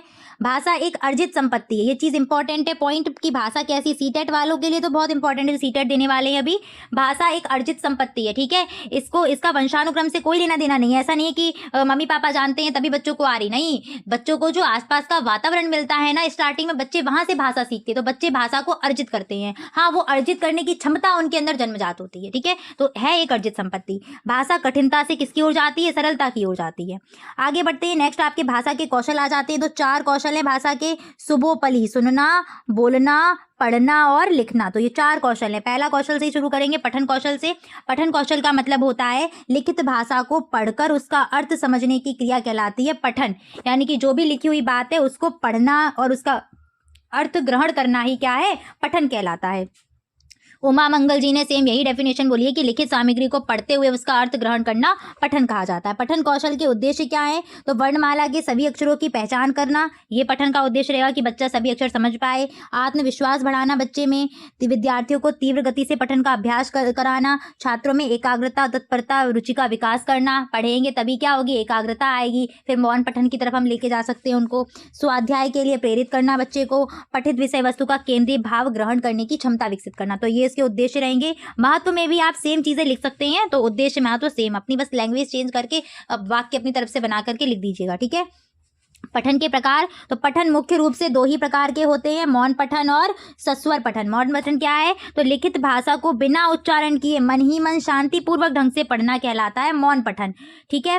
और सस्वर पठन क्या होता है, बोल बोल कर लिखित सामग्री को ध्वनि के साथ पढ़ना। बोल बोल कर पढ़ेंगे तो ध्वनि बाहर निकलेगी, तो वो कहलाएगा सस्वर पठन। और सस्वर पठन से क्या होता है, बच्चे में आरोह अवरोह, बल, उतान, अनुतान, गति, यति, इन सब का भी अभ्यास बच्चे को करा सकते हैं। किससे, सस्वर पठन से। नेक्स्ट आते हैं पठन शिक्षण की विधियां। पठन शिक्षण की कौन सी विधियां? तो सबसे पहली विधि है अक्षर बोध विधि। अक्षर बोध विधि में क्या होता है कि बच्चे को अक्षर का ज्ञान कराया जाता है, जैसे अ, इ, ई। फिर अक्षर के बाद बताते हैं कि स्वर व्यंजन इनमें क्या है, और स्वर व्यंजनों को जब हम मिलाते हैं तो वे मिलकर के क्या बनाते हैं, शब्द बनाते हैं, शब्द मिलकर के बेटा वाक्य बनाते हैं। तो इस तरीके से अक्षर बोध विधि काम करती है। कहानी विधि क्या होती है? तो कहानी विधि एक विश्लेषणात्मक विधि है। इसमें बच्चे को कहानियां सुनाई जाती है, फिर कहानी से छोटे छोटे पॉइंट निकाल करके लेके आएंगे कहाँ, वर्ण की तरफ, तब हम आगे ज्ञान कराएंगे। तो सबसे पहले कहानी से यहाँ शुरू करेंगे। इसके बाद आती है शब्द शिक्षण विधि। शब्द शिक्षण विधि जो है वो देखो और कहो की विधि कही जाती है। इसमें जो है सार्थक शब्दों को पढ़ना सिखाते हो। कहीं ना कहीं चित्र का भी हम प्रयोग कर सकते हैं इसमें, जैसे पापा मम्मी है, या फिर आप मान लीजिए कोई कार्टून है तो उसका चित्र दिखा देंगे। नहीं तो जो भी आसपास के परिवेश की चीजें हैं, जैसे कोई भी चीज है, मान सकते हो पेन दिखा दिया तो बच्चा वो बोलेगा पेन होता है, या पेंसिल होती है, गिलास होता है, पानी होता है, ऐसी चीजें। ठीक है, आगे आते हैं वाक्य शिक्षण विधि। वाक्य शिक्षण विधि को कहानी कविता विधि भी कहते हैं। इसमें क्या करते हैं, 4-4, 5-5 वाक्यों को मिला करके छोटी छोटी पंक्तियां या कविताएं बनाना सिखाते हैं। तो इस तरीके से हम उसको लेकर के जाते हैं पठन की तरफ। आगे आते हैं ध्वनि साम्य विधि। तो ध्वनि साम्य विधि में क्या होता है, जैसे आपने देखा होगा इंग्लिश में भी, आप अगर आपने पढ़ाया है कहीं स्कूल में या बच्चों की किताबें देखी हो, तो कोई भी हो, चाहे हिंदी या इंग्लिश, कोई भी सब्जेक्ट हो, जब आपका चैप्टर खत्म हो जाता है उसके बाद कहीं ना कहीं समान ध्वनि वाले वर्ण वहां पर दिए होते हैं, ताकि बच्चे से वो आप बुलवाइए। ठीक है, टीचर के लिए वर्क होता है कि वो टीचर क्या करे, बच्चे से वही ध्वनि बुलवाए। तो ध्वनि साम्य विधि वही है, जैसे यहाँ सेम ध्वनि वाले सुरेश, महेश, दिनेश, गणेश, ठीक है, इस टाइप के जब शब्द वो बार बार बोलेगा तो उस सेम ध्वनि का उच्चारण करना वो सीख पाएगा। ठीक है, ऐसे आते हैं वर्ण, जैसे गॉट, बॉट, ऐसे करके जो वर्ड आते हैं लिखे हुए। ठीक है, संयुक्त विधि क्या होती है? इस विधि में पहले वाक्य, फिर शब्द, फिर अंत में वर्णों का ज्ञान करना सिखाया जाता है। और इन सबको स्पष्ट करने के लिए हम खेल विधि की भी सहायता ले सकते हैं इसमें, अक्षरों को स्पष्ट करने में। तो वाक्य से आएंगे शब्द की तरफ, और शब्द से आएंगे कहाँ, वर्ण की तरफ। नेक्स्ट आते हैं सहचर्य विधि। मांटेसरी की देन है। इसमें इन्होंने क्या किया था कि वस्तुओं के नाम के कार्ड जो होते थे उनको मिला करके रखते थे और बच्चों को बांट देते थे। फिर बच्चों को उनको यथा स्थान पे लगाना पड़ता था और उससे शब्द बनाना पड़ता था। तो वो होती थी आपकी सहचर्य विधि। ठीक है, शुद्ध पठन की शैली को ध्यान देने योग्य बातें क्या क्या रहेंगी? तो पठन से पूर्व कठिन शब्दों की, वाक्यों की व्याख्या करना, छात्रों का अनुकरण पठन पर विशेष ध्यान देना कि जब छात्र अनुकरण कर रहे हैं तो शुद्ध बोल रहे हैं कि नहीं बोल रहे हैं, वातावरण को आकर्षक बनाना, शिक्षक जो पठन कर रहा है वो भी शुद्ध व स्पष्ट होना चाहिए ताकि बच्चे सही सीखें, पढ़ते समय ध्यान क्या रहे, केंद्रित रहे, इधर उधर भटके ना ध्यान। तो ये सब रहेंगे पठन शैली के ध्यान देने वाले बिंदु। लेखन की बात करते हैं, लेखन कौशल पर आ जाइए। तो भाई अपने विचारों को लिखकर व्यक्त करना क्या होता है, लेखन होता है। इसी को हम लेखन कौशल या लिखित अभिव्यक्ति के नाम से भी जानते हैं। तो जब हम अपने विचारों या भावों को लिखकर अभिव्यक्त करते हैं तो उसे लेखन कौशल कहा जाता है। और लेखन कौशल की पहली सीढ़ी मानी जाती है चित्रकारी। महात्मा गांधी ने ये बात बोली भी है कि लिखना सिखाने से पूर्व बालकों को चित्रकला सिखानी चाहिए। बच्चे क्या सीखें, चित्रकला सीखें। और आपको पता भी, सबसे पहले बच्चों को हम यही सिखाते हैं, बेटा सीधी सीधी लाइन पेंसिल से चलाना सीख पाए, फिर ऐसी लाइन सीखे, सीधी ऐसी लाइन सीखे, ऐसे करके कर्व बनाना सीखे, ऐसा कर्व बनाए, बोलते हैं ना, ऐसे करके। तब उनको मिला मिला के बच्चा क्या सीखता है, अक्षर सीखता है। जैसे सबने सीखा हुआ गोल गोल अंडा, बाबा जी का डंडा, ऐसे करके पूंछ करके ऐसे करके का बनाना है ना, बहुत चला था ये तो भाई, वही है। ठीक है, लेखन के उद्देश्य क्या क्या है? तो लेखन का पहला उद्देश्य रहेगा कि विद्यार्थी को लेखन कला का पूर्ण परिचय देना ताकि वो अपने विचारों को लिख करके व्यक्त कर पाए। तो पहला उद्देश्य तो यही है कि बच्चा अपने विचारों को लिख करके स्पष्ट कर पाए। दूसरा उद्देश्य रहेगा कि उसको लिखने का, सुंदर लिखने का और स्पष्ट लिखने की शिक्षा मिले। ठीक है, विराम चिन्हों का ज्ञान हो सके बच्चे को। विद्यार्थियों को लेखन का इतना अभ्यास कराना कि वो धारा प्रभाव रूप से लिख सकें। ठीक है, उनके शब्दकोश को सक्रिय करना, शब्दकोश में वृद्धि करना, ये सारी चीजें रहेंगी लेखन के उद्देश्य की। लेखन कौशल का महत्व तो आप यही लिख सकते हैं इसमें भी कि व्याकरण या शब्दावली में सुधार करना, तर्क चिंतन का विकास करना। ठीक है, विचारों को व्यवस्थित करने में मदद करना। कुछ बच्चे ऐसे होते हैं ना, पॉइंट्स जब वो लिखते हैं तो कहीं ना कहीं भटक जाते हैं। ठीक है, जो बात उन्हें लिखनी थी वो भूल गए और उसके बाद मतलब पहला पैराग्राफ जो लिखना चाह रहे थे उसका एक्सप्लेनेशन कहीं ना कहीं वो चौथे पैराग्राफ में दे पाते हैं और बीच में जो 2 पैराग्राफ लिखे हैं उसमें पता नहीं क्या आला लिख दी, तो कहीं ना कहीं व्यवस्थित नहीं कर पाते अपने भावों को। तो लेखन जब कौशल, जब हम प्रक्रिया करेंगे, अभ्यास कराएंगे तो बच्चों को ये भी सिखा पाएंगे कि किस तरीके से आपको अपने विचारों को क्रमबद्ध तरीके से वहां लिखना पड़ेगा। ठीक है, रचनात्मक सृजनात्मकता बढ़ानी, ये भी महत्व रहेगा। लेखन संबंधी अशुद्धियों को दूर करने के क्या क्या उपाय रहेंगे? पहला उपाय तो यही है, शुद्ध उच्चारण कराना। बच्चा शुद्ध बोलेगा तो शुद्ध लिखेगा, अशुद्ध बोलेगा तो अशुद्ध लिखेगा। ठीक है, इसके बाद सुलेख के द्वारा अभ्यास कराना, श्रुतलेख लिखवाना यानी कि बोल बोल कर लेख लिखवाना। श्रुतलेख जितना लिखाया जाएगा बच्चा उतना शुद्ध लिखना सीख जाएगा। कठिन कठिन शब्द होते हैं जैसे शा वाले जो शब्द होते हैं, सा और सा वाले, वाह और बा वाले, ये बहुत गलत लिखते हैं बच्चे, ठीक है। ई की मात्राओं वाले, तो ये सब श्रुतलेख से ही कमियां दूर हो पाती हैं। व्याकरण के नियमों का ज्ञान कराना, शारीरिक दोषों का उपचार कराना बच्चे का, ठीक है। और कोई अगर दोष है उसमें तो उसको लिपि, उच्चारण, स्थान, अनुस्वार, अनुनासिक, ठीक है, इन सभी का ज्ञान कराना। इनमें अंतर सिखाना कि भाई शा को ऐसे बोलते हैं, सा को ऐसे बोलते हैं, ठीक है ना। जैसे मैं अभी आपके सामने बोल रही हूँ श, सा, आप देख पा रहे होंगे कि सुनने में आवाज अलग लग रही है कि नहीं लग रही है। ऐसे ही दूसरा देखो, वाह, बा, अंतर है ना, वाह, बा। तो अब बच्चा बस यही डिफरेंस जब पकड़ना सीख जाएगा, तो अगर हमने उसको इमला बोला तो वो पकड़ लेगा कि मैम ने वाह बोला या बा बोला, श बोला या सा बोला, ठीक है। ये तालव्य है, ये दंती है। आगे बढ़ते हैं। नेक्स्ट आ जाता है वर्ण। वर्ण का अर्थ क्या होता है? तो वर्ण उस मूल ध्वनि को कहते हैं जिसके खंड या टुकड़े नहीं किए जा सकते हैं। तो आपके जो अक्षर हैं, स्वर, व्यंजन, वो इसी में आते हैं। वर्णमाला भी इंपॉर्टेंट है, वर्ण भी इंपॉर्टेंट है आपके लिए। वर्णमाला किसे कहते हैं? तो वर्णों के व्यवस्थित समूह को वर्णमाला कहा जाता है, ठीक है। वर्ण के कितने प्रकार हैं? तो वर्ण 2 प्रकार के हैं, पहले हैं स्वर और दूसरे हैं व्यंजन। क्लियर? आगे आते हैं, स्वर किसे कहते हैं। तो स्वर की डेफिनेशन इंपॉर्टेंट रहेगी, पूछी भी गई है, इसमें ईयर में लिखना भूल गई हूँ। स्वर वे वर्ण होते हैं जिनका उच्चारण करते समय वायु बिना किसी रुकावट के बाहर निकलती है, स्वर कहलाते हैं। या आप दूसरी डेफिनेशन ये भी लिख सकते हैं कि स्वरों को बोलने के लिए किसी अन्य वर्ण की सहायता की आवश्यकता नहीं होती, स्वर कहलाते हैं। हिंदी में कितने स्वर हैं? तो हिंदी में 11 स्वर हैं। अ, आ, इ, उ, ऊ, ऋ, ए, ऐ, ओ, औ, ये 11 स्वर हैं टोटल। स्वरों के भेद की बात करते हैं तो स्वरों के भेद भाई बहुत इंपॉर्टेंट हैं, अलग अलग प्रकार से क्वेश्चन खूब पूछे गए हैं। पहला है उच्चारण समय के आधार पर। उच्चारण समय के आधार पर स्वर 3 प्रकार के होते हैं। कौन कौन से? पहला है ह्रस्व स्वर, दूसरा है दीर्घ स्वर, तीसरा है प्लुत स्वर। 3 प्रकार के स्वर हैं। ह्रस्व स्वर वे स्वर होते हैं जिनके उच्चारण में 1 मात्रा का समय लगता है। दीर्घ स्वर वे स्वर हैं जिनके उच्चारण में 2 मात्रा का समय लगता है। प्लुत स्वर वे स्वर हैं जिनके उच्चारण में 3 मात्रा का समय लगता है, ठीक है। इसी कारणवश ह्रस्व स्वर को हम बोलते हैं क्या? एक मात्रिक स्वर। दीर्घ स्वर को क्या बोलेंगे? द्विमात्रिक स्वर। और प्लुत स्वर को क्या बोलेंगे? त्रिमात्रिक स्वर, ठीक है। इस तरीके से बोलेंगे। ह्रस्व स्वर कौन कौन से हैं? तो अ, आ, ई, उ, ऋ। छोटा आ, छोटी ई, छोटा ऊ और ऋ क्या है आपके? ये ह्रस्व स्वर हैं। क्लियर? दीर्घ स्वर कौन से हैं? बड़ा आ, बड़ी ई, बड़ा ऊ, ए, ऐ, ओ, औ, ये हैं आपके दीर्घ स्वर। और ओम आ जाता है प्लुत स्वर में। इसके बाद बात करते हैं ओष्ठाकृति के आधार पर स्वर के भेद। तो ओष्ठाकृति के आधार पर स्वर 2 प्रकार के होते हैं, वृत्ताकार स्वर और अवृत्ताकार स्वर, ठीक है। वृत्ताकार स्वर क्या होते हैं? तो ऐसे स्वर जिनके उच्चारण में होंठ कैसी आकृति बनाते हैं? गोल गोल आकृति बना लेते हैं, वो कहलाते हैं वृत्ताकार स्वर, ठीक है। जैसे उ, ऊ और ओ, औ, ये क्या है? वृत्ताकार स्वर हैं। और ऐसे स्वर जिनके उच्चारण में होंठ गोल आकृति नहीं बनाते बल्कि कोई और आकृति बना लेते हैं, तो वो कहलाते हैं हमारे अवृत्ताकार स्वर। जैसे कि आ, ई, ए, ऐ। अब इनको जरा बोल करके देखिए और फिर आप चाहें तो आईने के सामने जाकर के देखो, अवृत्ताकार आकृति बन रही है, वृत्ताकार बन रही है, तभी याद होंगे। मैं सच्ची बता रही, ये ऐसी है ना हिंदी, ये हिंदी एक ऐसा सब्जेक्ट है, इसमें अगर आपसे ये भेद जब आते हैं ना तो आपको उच्चारण करना है, देखना है उसको एक्सपेरिमेंट करके कि सच में ऐसा है कि नहीं है, ठीक है ना।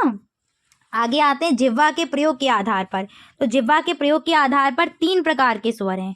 कौन कौन से हैं भाई 3 प्रकार के स्वर? पहला है अग्र स्वर, दूसरा मध्य स्वर, तीसरा है पश्च स्वर। जिन स्वर के उच्चारण में जीभ का आगे का भाग हलचल में आता है, प्रयोग में आता है, वो अग्र स्वर हैं। जैसे ई, ए, ऐ। आप बोल के देखो, आगे की जीभ के भाग में कुछ हल्की सी हलचल मिलेगी।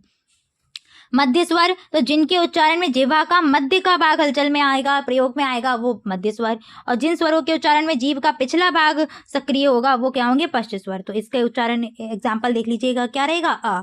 मुखाकृति के आधार पर जो है वो स्वर 4 प्रकार के होते हैं। कौन कौन से? विव्रत, विव्रत, अर्धविव्रत, संव्रत, अर्धसंव्रत, 4 प्रकार के हैं। विव्रत का शाब्दिक अर्थ होता है खुला होना और संव्रत का शाब्दिक अर्थ होता है बंद होना, ठीक है। तो जिन स्वर के उच्चारण में मुख पूरी तरीके से खुला रहता है वो होते हैं विव्रत स्वर, जिसमें आपका आ आता है।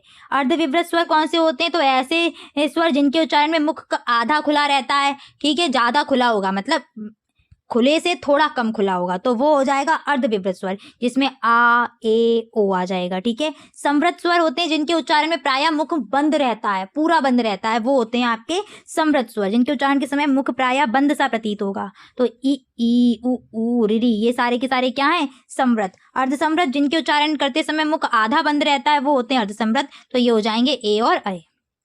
आगे आते हैं उच्चारण स्थान के आधार पर स्वर के भेद। तो 4 प्रकार के स्वर होते हैं, सॉरी 4 भेद नहीं 6 हो जाएंगे।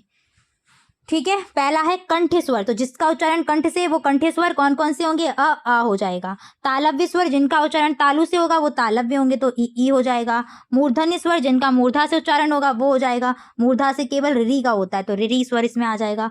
ओष्ठ स्वर तो जिनका उच्चारण स्थान ओष्ठ होता है वो ओष्ठ स्वर होते हैं, उ हो जाएगा।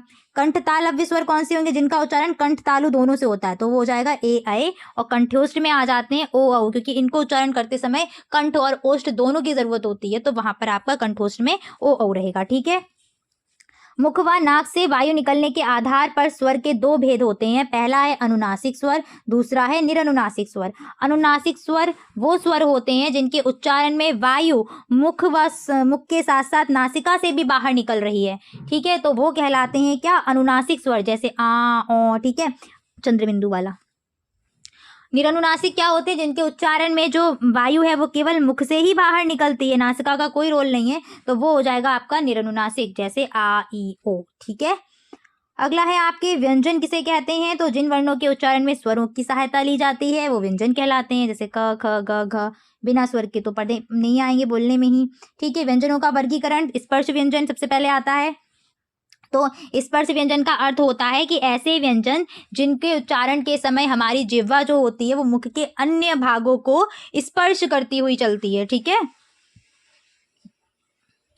या हम बोल सकते हैं जिनके उच्चारण के समय वायु है, जीभ है, कहीं ना कहीं बाकी के अवयवों को स्पर्श करेगी, तो वो कहलाते हैं स्पर्श व्यंजन। स्पर्श व्यंजनों की संख्या कितनी होती है? 25 होती है। ठीक है, 5 वर्ग इसमें आते हैं, का वर्ग, चा वर्ग, टा वर्ग, ता वर्ग, पा वर्ग। का वर्ग का उच्चारण कंठ, चा वर्ग का तालु, ठीक है, टा वर्ग का मूर्धा, ता वर्ग का दंत और पा वर्ग का ओष्ठ। 5 वर्ग हैं और इन प्रत्येक वर्ग में कितने कितने वर्ण हैं? 5 वर्ण देखने को मिलते हैं, तो 25 हो जाएंगे आपके टोटल वर्ण। आगे आते हैं अंतःस्थ व्यंजन पे। तो अंतःस्थ व्यंजन वे व्यंजन वर्ण होते हैं जिनका उच्चारण ना स्वर की तरह होगा ना व्यंजन की तरह, यानी कि इनके उच्चारण में कहीं ना कहीं बहुत ही कम स्पर्श करती है हमारी जीभ, बाकी के जो अवयव है उनको बहुत कम स्पर्श करी है, इसीलिए इनको अंतःस्थ व्यंजन कहा जाता है। इनकी संख्या 4 है। कौन कौन से हैं? तो य र ल व, ये 4 अंतःस्थ व्यंजन है और इन 4 में 2 आपके या और वा अर्ध स्वर भी कहलाते हैं। अर्ध स्वर कौन से हैं? या और वा। ठीक है, इसके बाद आती है कहानी ऊष्म व्यंजन की। तो ऊष्म व्यंजन वे व्यंजन वर्ण होते हैं जिनके उच्चारण के समय वायु घर्षण के कारण गर्म होकर मुख से बाहर निकलती है, गर्म वायु बाहर निकलेगी, वो है ऊष्म व्यंजन। इनकी संख्या भी 4 है, श स स ह। ठीक है, अब आती है बात उत्क्षिप्त व्यंजन की। तो जिनके उच्चारण में जीभ उलटकर श्वास वायु को बाहर फेंकती है वो होते हैं उत्क्षिप्त व्यंजन। तो इसमें डाढ़ा आ जाएंगे बिंदी के साथ वाले। ठीक है, नेक्स्ट आते हैं लुंठित व्यंजन। तो लुंठित में याद रखना केवल रा आता है लुंठित में, इतना इनकी डेफिनेशन इंपॉर्टेंट नहीं है, बस इनके एग्जांपल याद रखना। लुंठित में रा आएगा, पार्श्विक में क्या आता है? पार्श्विक में ला आता है, पार्श्विक में आएगा ला और लुंठित में आएगा रा।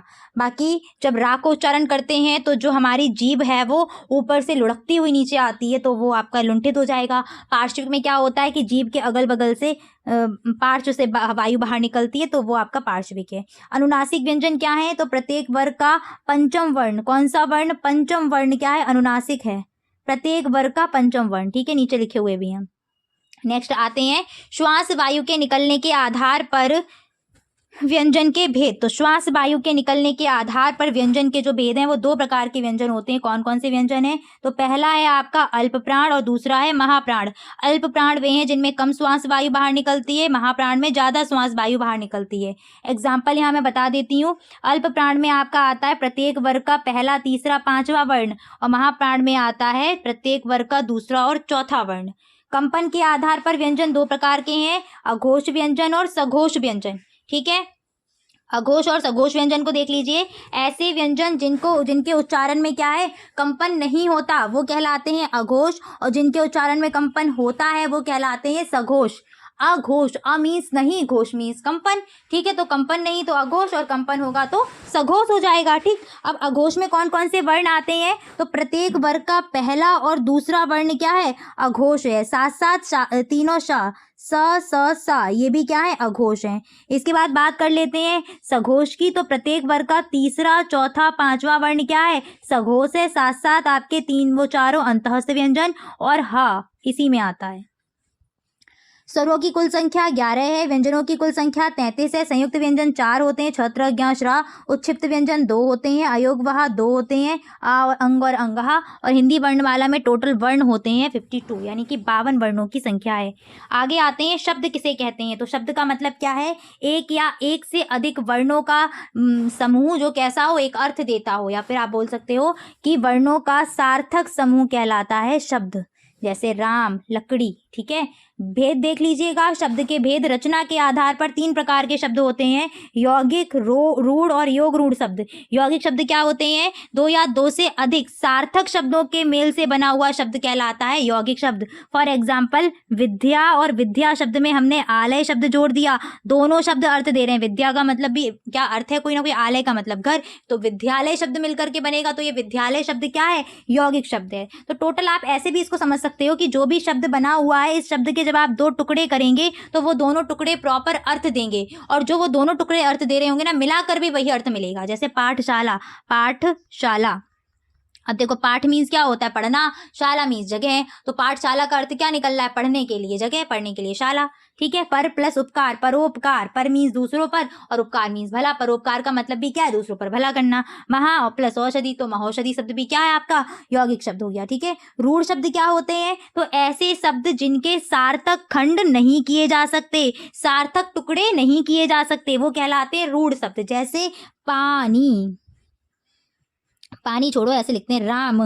राम को जब आप तोड़ेंगे, राम को जब आप तोड़ेंगे तो राम में रा निकलेगा प्लस माँ, तो सार्थक टुकड़ा, मतलब अर्थ नहीं निकल रहा, रा का कोई अर्थ नहीं, माँ का कोई अर्थ नहीं। मेज को तोड़ दो, मे प्लस जा, कोई अर्थ नहीं। गा प्लस ली, गा का क्या अर्थ है, ली का क्या अर्थ है, कुछ नहीं। तो जब सार्थक टुकड़े नहीं हो पाए तो वहां पर होता है क्या, रूढ़ शब्द। किसी एक की डेफिनेशन जरूर आएगी, तो तैयार रखना, ठीक है। योग रूढ़ शब्द क्या होते हैं, तो ऐसे शब्द जो अन्य शब्दों के योग से बनते तो हैं, लेकिन योग होने के बाद ये एक विशेष अर्थ को ही प्रकट करने लगते हैं। मतलब जो इनका शाब्दिक अर्थ होता है उसको छोड़ करके कोई विशेष अर्थ देते हैं, तो वो कहलाते हैं योग रूढ़ शब्द। जैसे लंब प्लस उदर, लंबोदर बना, तो लंबोदर को अर्थ क्या देना चाहिए था, लंबा है उदर जिसका, तो लंबा है पेट। लंबा पेट तो भाई बहुत लोग का होता है, कितने लोगों का पेट निकला हुआ होता है कि नहीं होता है, लेकिन ये सारा सिर्फ गणेश जी की तरफ ही कर रहा है, तो ये लंबोदर वर्ड क्या हो गया, योग रूढ़ शब्द हो गया। दशानन, दश है आनंद जिसके, भाई दश आनंद तो किसी के नहीं है, लेकिन ये फिर भी रावण की तरफ इशारा कर रहा है, तो ये दशानन शब्द भी क्या है, योग रूढ़ शब्द है। पंकज, पंकज का मतलब है, पंक मीन्स कीचड़, जा मीन्स जन्म लेने वाला, तो कीचड़ में जन्म लेने वाली तो बहुत सी चीजें हैं, लेकिन केवल ये किसको बताता है, कमल को बताता है, इसीलिए पंकज शब्द भी क्या है, योग रूढ़ शब्द है। तो एक चीज ध्यान रखना कि जितने भी योग रूढ़ शब्द हैं वो कहीं ना कहीं बहुब्रीहि समास के ही उदाहरण है, यानी कि उनमें समास कौन सा है, बहुब्रीहि समास ही है। जैसे नीलकंठ, मुरलीधर, चक्रपाणी, दशानन, सब में क्या है, बहुब्रीहि समास है, और ये सब में अगर आपसे शब्द पूछा जाए तो ये योग रूढ़ शब्द है, ठीक है। आगे बढ़ते हैं, अर्थ के आधार पर शब्द के प्रकार।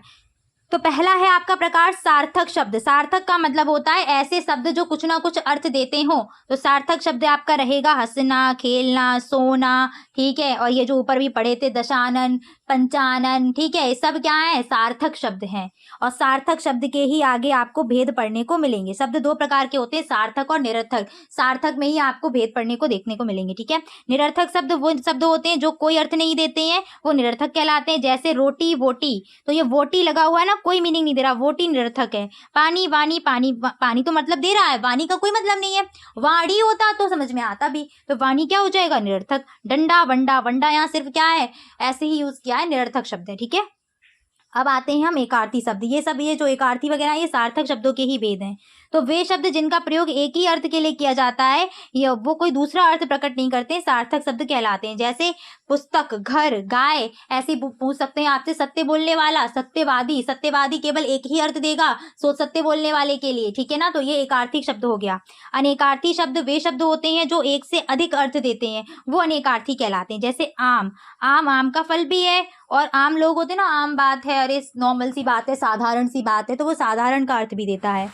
अंश, अंश मीन्स होता है हिस्सा, कोण बनाते हैं ना, उसको भी अंश में व्यक्त करते हैं। और किरण, ये भी अंश रहेगा। अंबर, अंबर मीन्स क्या होता है, अंबर आसमान, और अंबर कपड़ा भी होता है, ठीक है। नेक्स्ट आते हैं विलोम शब्द क्या होते हैं। तो वे शब्द जो एक दूसरे के विपरीत अर्थ देते हैं वो कहलाते हैं विलोम शब्द। जैसे रात का दिन, उदय का अस्त, आदर का अनादर। पर्यायवाची शब्द, तो जो शब्द एक दूसरे के समान अर्थ देते हैं उनको हम बोलते हैं पर्यायवाची शब्द या फिर समानार्थी शब्द, ठीक है। हवा का पर्यायवाची देख लीजिएगा, पवन, वायु, समीप, ये सब के सब अर्थ किसका दे रहे हैं, हवा का अर्थ दे रहे हैं। सेम ग्रह, सदन, आवास किसका अर्थ दे रहे हैं, घर का अर्थ दे रहे हैं। समोच्चारित भिन्नार्थक शब्द, तो ऐसे शब्द जो उच्चारण में तो समान हो लेकिन अर्थ अलग अलग देते हैं वो कहलाते हैं समोच्चारित भिन्नार्थक शब्द। जैसे अनल का मतलब है आग और अनिल का मतलब क्या है, वायु। ऐसे योग का मतलब है जोड़ और योग का मतलब मिलान। जैसे कुंडली मिलाई जाती है, भाई योग नहीं बन रहा है, ठीक है, दो लोग की शादी होने जा रही, भाई योग नहीं बन रहा, ठीक ना, तो वो मिलान हो जाएगा यहाँ पर, ठीक। राज का मतलब है रहस्य और राज्य का मतलब प्रदेश। विकार के आधार पर शब्द के कितने भेद होते हैं। तो शब्द दो प्रकार के होते हैं, विकारी शब्द और अविकारी शब्द। विकारी और क्या होते हैं, अविकारी शब्द, ठीक है। तो विकारी शब्द को सबसे पहले देखिए, विकारी शब्द क्या होते हैं, ऐसे शब्द जो लिंग, वचन और कारक के आधार पर बदल जाते हैं वो कहलाते हैं विकारी शब्द। जैसे कुत्ता का वचन बदलने पर क्या बन गया, कुत्ते। इसमें कौन कौन से आते हैं, तो विकारी शब्द के 4 भेद होते हैं, संज्ञा, सर्वनाम, क्रिया और विशेषण। बात करते हैं संज्ञा की, तो किसी वस्तु, स्थान, जाति, भाव, इनके नाम को क्या बोलते हैं, संज्ञा बोलते हैं। जैसे राम, ताजमहल, हाथी, ये सब क्या हो गए, संज्ञा के उदाहरण हो गए। सर्वनाम की बात करो तो जो शब्द संज्ञा के स्थान पर प्रयोग किए जाते हैं वो क्या कहलाते हैं, सर्वनाम कहलाते हैं। ये चारों शब्द बहुत इंपॉर्टेंट है आपके लिए, संज्ञा भी इंपॉर्टेंट है, सर्वनाम भी, विशेषण भी और क्रिया भी। इनकी डेफिनेशन पूछी जाती है, ठीक है, तैयार रखना। इसके बाद आगे बढ़ते हैं, विशेषण किसे कहते हैं। तो जो शब्द संज्ञा व सर्वनाम की विशेषता को बताते हैं वो विशेषण कहलाते हैं। जैसे नीला, नीला घोड़ा में नीला क्या हो गई, विशेषता हो गई। ऐसी और लिख सकते हो, सुंदर, होशियार, ये वर्ण क्या है, विशेषण है। बात करते हैं क्रिया की। क्रिया क्या होती है, तो वे शब्द जिनसे किसी कार्य का करना या होना पाया जाता है वो कहलाती है क्रिया। जैसे खाना, पीना, जाना, हंसना, खेलना, बोलना, सब क्रियाएं हैं। अविकारी शब्द क्या होते हैं, तो ऐसे शब्द जो जिनका वचन, लिंग, कारक बदलने से उन पर कोई प्रभाव नहीं पड़ता है वो कहलाते हैं अविकारी शब्द। जैसे धीरे धीरे, मैंने बोला राधा धीरे धीरे चलती है और यहीं पर अब मैंने लिंग बदल दिया कि मोहन धीरे धीरे चलता है, तो धीरे धीरे शब्द पर कोई प्रभाव नहीं पड़ा, चलता शब्द का चलती चलता हो गया। तो चलती चलता शब्द क्रिया है, तो क्रिया क्या है, विकारी है, और धीरे धीरे अविकारी है। ऐसे और भी अविकारी शब्द हैं, कम, जल्दी, बहुत, जहां, वहां, ये सब अविकारी शब्द हैं, ठीक है। अविकारी शब्द जो हैं वो 4 प्रकार के होते हैं। पहला क्रिया विशेषण, दूसरा संबंध बोधक अव्यय, समुच्चय बोधक अव्यय और विस्मयादि बोधक अव्यय। अविकारी शब्दों को एक और नाम से जानते हैं, क्या, अव्यय के नाम से भी जानते हैं, ठीक है।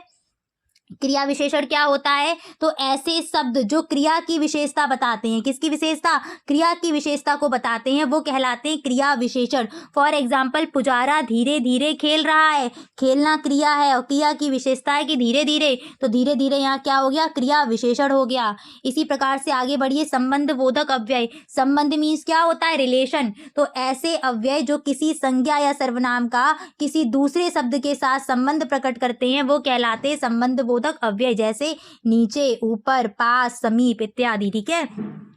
और समुच्चय बोधक अवयव क्या होते हैं, तो ऐसे अवयव जो 2 शब्दों व 2 वाक्यों को जोड़ते हैं वो कहलाते हैं समुच्चय बोधक अवयव। जैसे किंतु, परंतु, तथा, और, अथवा इत्यादि। विस्मयादि बोधक क्या होते हैं, तो जो शब्द हर्ष, शोक, आश्चर्य, क्रोध इत्यादि को प्रकट करेंगे तो वो कहलाएंगे विस्मयादि बोधक अव्यय। क्लियर है। एग्जाम्पल में क्या रहेगा, हाय, वह, छी छी, ये वर्ण रहेंगे विस्मयादि बोधक अव्यय के, ठीक है। नेक्स्ट आते हैं, उत्पत्ति के आधार पर शब्द के भेद कितने हैं। तो उत्पत्ति के आधार पर शब्द का पहला भेद है तत्सम शब्द। तो वे शब्द जो संस्कृत से ज्यों के त्यों हिंदी में प्रयुक्त हुए तत्सम शब्द कहलाते हैं। जैसे अश्रु, अमृत, अवतार, गोधूम। तत्सम तद्भव क्या होते हैं, तो जो हिंदी में आए हैं लेकिन रूप बदल के आ गए हैं। तो संस्कृत के वे शब्द जो रूप परिवर्तित कर हिंदी में प्रयोग किए गए हैं वो कहलाते हैं तद्भव शब्द। जैसे अश्रु का आंसू, अमृत का अमीय, और अवतार का अवतार, गौधूम का गेहूं। देशज शब्द, तो ऐसे शब्द जो क्षेत्रीय प्रभाव के कारण निर्मित हुए हैं, यानी कि किसी विशेष क्षेत्र में ही निर्मित हो पाए हैं, तो वही कहलाते हैं क्या, देशज शब्द। देशी शब्द इनको बोला जाता है। जैसे खुरपा, घेवर, ढक्कन, पटाखा, चुटकी, ऊधम, ये सब के सब क्या है, आपके देशज शब्द हैं। ठीक है, नेक्स्ट आते हैं विदेशज शब्द। तो ऐसे शब्द जो दूसरी भाषाओं के शब्द हैं और हिंदी में प्रयोग किए जाने लगे हैं वो कहलाते हैं विदेशज शब्द। जैसे फारसी के शब्द क्या है, दुकान, चाकू, अदालत। अरबी का शब्द है हकीम, सिफारिश, इमारत। इसी प्रकार से बाकी के शब्दों को भी आप यहाँ से पढ़ लीजिएगा। ठीक है, चलिए मैं आगे बढ़ती हूँ, वाक्य की बात करती हूँ कि वाक्य क्या होते हैं या वाक्य किसे कहते हैं। तो शब्दों के सार्थक समूह को हम क्या बोलते हैं, वाक्य बोलते हैं। ठीक है, भाषा व व्याकरण का सबसे बड़ा अंग वाक्य कहलाता है। वाक्य के दो अवयव होते हैं, पहला होता है उद्देश्य और दूसरा होता है विधेय। उद्देश्य क्या होता है, जिस वाक्य में जिस व्यक्ति की बात करी जा रही हो या वस्तु की बात करी जा रही हो तो उस व्यक्ति या वस्तु को बोलते हैं उद्देश्य, और उसके बारे में जो कुछ भी कहा जाता है वो कहलाता है विधेय। एग्जाम्पल देखिएगा, राम ने रावण को मारा, तो राम की बात कर रहे हैं, राम है यहाँ पर उद्देश्य, रावण को मारा, रावण हो गया विधेय। दूसरा क्वेश्चन, रवि हंस रहा है, रवि है उद्देश्य, हंस रहा है क्या हो जाएगा, विधेय हो जाएगा। आत्मा अमर है, आत्मा है उद्देश्य, अमर है विधेय हो जाएगा। ठीक है, इसी प्रकार से वाक्य के गुणों की बात करो तो वाक्य में सार्थकता होनी चाहिए, योग्यता भी होनी चाहिए, आकांक्षा यानी कि जिस जिज्ञासा के लिए वाक्य बोला जा रहा है उसकी पूर्ति करे, पदक्रम होना चाहिए, अन्वय होना चाहिए यानी कि व्याकरण के अनुकूल होना चाहिए। तो ये याद रखना, ऑब्जेक्टिव में ये बन सकता है, एमसीक्यू में यहीं से क्वेश्चन पूछ लेते हैं। अर्थ के आधार पर वाक्य के भेद, तो अर्थ के आधार पर वाक्य के भेद में आप देखो, सबसे पहला भेद है विधिवाचक या विधानवाचक वाक्य। ऐसा वाक्य जिसमें किसी बात का या कार्य का होना पाया जाए वो कहलाता है विधिवाचक वाक्य। जैसे मोहन खेलने गया, तो मोहन के करने का काम करने का बोध हो रहा है। निषेधवाचक वाक्य होता है जिस वाक्य में कार्य के न होने का बोध हो, वो होता है निषेधात्मक वाक्य। जैसे मोहन नहीं खेल रहा है, ऐसे बना सकते हो। आगे आते हैं संदेहवाचक वाक्य, जिन वाक्य में कर्ता के द्वारा किए गए कर्म से संदेह या संभावना का बोध हो वो होते हैं संदेहवाचक वाक्य। इनमें शायद वर्ड जरूर लगा होगा, जैसे शायद कल वर्षा हो, शायद कल मम्मी आए, शायद कल तुम वहाँ पर, शायद कल हम वहाँ पर जाएं, ऐसे करके। आज्ञार्थक वाक्य होते हैं जिन वाक्यों में आज्ञा या आदेश का बोध हो रहा हो, जैसे दरवाजा बंद कर दो, तुमको गाड़ी चलानी पड़ेगी, ठीक है, तुम यहाँ से चले जाओ, ऑर्डर दिया जा रहा हो, वो होता है आज्ञार्थक वाक्य। प्रश्नवाचक वाक्य वे वाक्य होते हैं जिसमें प्रश्न पूछे जाने का बोध हो रहा हो, जैसे तुम कब जाओगे, तुम क्या कर रहे हो, माताजी कब आएंगी, ऐसे वाक्य होते हैं प्रश्नवाचक वाक्य, और इनमें क्वेश्चन मार्क जरूर लगा होगा पीछे। ठीक है, अगला है आपका संकेतवाचक वाक्य। संकेतवाचक वाक्य ऐसे वाक्य होते हैं जिसमें किसी शर्त का भाव प्रकट हो रहा हो, मतलब कोई कंडीशन दी जा रही हो, या आप बोल सकते हो कि एक क्रिया का होना दूसरी क्रिया पर डिपेंड करे। जैसे यदि धोनी खेलता तो मैच जीत जाते, धोनी खेलते तो मैच जीते, यानी कि एक काम दूसरे पर डिपेंड है। सेम ऐसे ही थोड़ा जल्दी उठ जाते तो जिम चले जाते, तो एक काम दूसरे पर डिपेंड है। नेक्स्ट है आपका इच्छावाचक वाक्य, तो जिस किसी वाक्य में कर्ता द्वारा कार्य करने की इच्छा को व्यक्त किया जाएगा वो होगा इच्छावाचक वाक्य। फॉर एग्जाम्पल कि जहाँ आज जैसे किसी को नहीं ब्लेसिंग्स देते हैं कि तुम्हारा कल्याण हो, आपकी यात्रा मंगलमय हो, सदा खुश रहो, तो ये सब इच्छावाचक वाक्य रहेंगे। विस्मय बोधक वाक्य क्या होते हैं, ऐसे वाक्य जिसमें कहीं ना कहीं आश्चर्य, हर्ष, शोक, क्रोध ये सारी भावनाएं प्रकट करी जा रही होंगी, तो वो विस्मयादि बोधक वाक्य, विस्मय बोधक वाक्य कहलाते हैं। जैसे ओहो कैसा है, विस्मय बोधक वाक्य। बल्ले बल्ले हम जीत गए, कैसा है, विस्मय बोधक वाक्य। ठीक है, संरचना के आधार पर वाक्य कितने प्रकार के होते हैं, तो संरचना के आधार पर वाक्य के 3 भेद होते हैं। कौन कौन से 3 भेद हैं, पहला भेद है सरल वाक्य या फिर साधारण वाक्य। रचना के आधार पर वाक्य के जो भेद हैं वो तीनों ही बहुत इंपॉर्टेंट हैं, डेफिनेशन पूछी जाती है यहाँ से। सरल वाक्य या साधारण वाक्य, यहाँ नहीं तो हिंदी में पूछ लेगा, आएगा जरूर कहीं ना कहीं। सरल वाक्य साधारण वाक्य क्या होते हैं, जब किसी वाक्य में एक ही उद्देश्य हो और एक ही विधेय का बोध हो रहा हो तो वो होते हैं सरल वाक्य। जैसे तुम बहुत शैतान हो, एक उद्देश्य एक विधेय है। सोहन खेलता है, एक उद्देश्य एक विधेय, क्या है, सिंपल सेंटेंस यानी कि साधारण वाक्य। नेक्स्ट आते हैं संयुक्त वाक्य पर, इसको बोलते हैं क्या, कंपाउंड सेंटेंस। ठीक है, संयुक्त कंपाउंड सेंटेंस होता है आपका। ठीक है, तो देखिएगा क्या है संयुक्त वाक्य, जब कोई 2 स्वतंत्र वाक्य आपस में मिलकर के एक वाक्य बनाते हैं तो वो कहलाते हैं संयुक्त वाक्य। इसमें कोई भी आश्रित उपवाक्य नहीं होता, आश्रित उपवाक्य नहीं होता, संयुक्त में। जब आश्रित उपवाक्य आ जाए तो वो बन जाएगा मिश्रित वाक्य, ठीक है।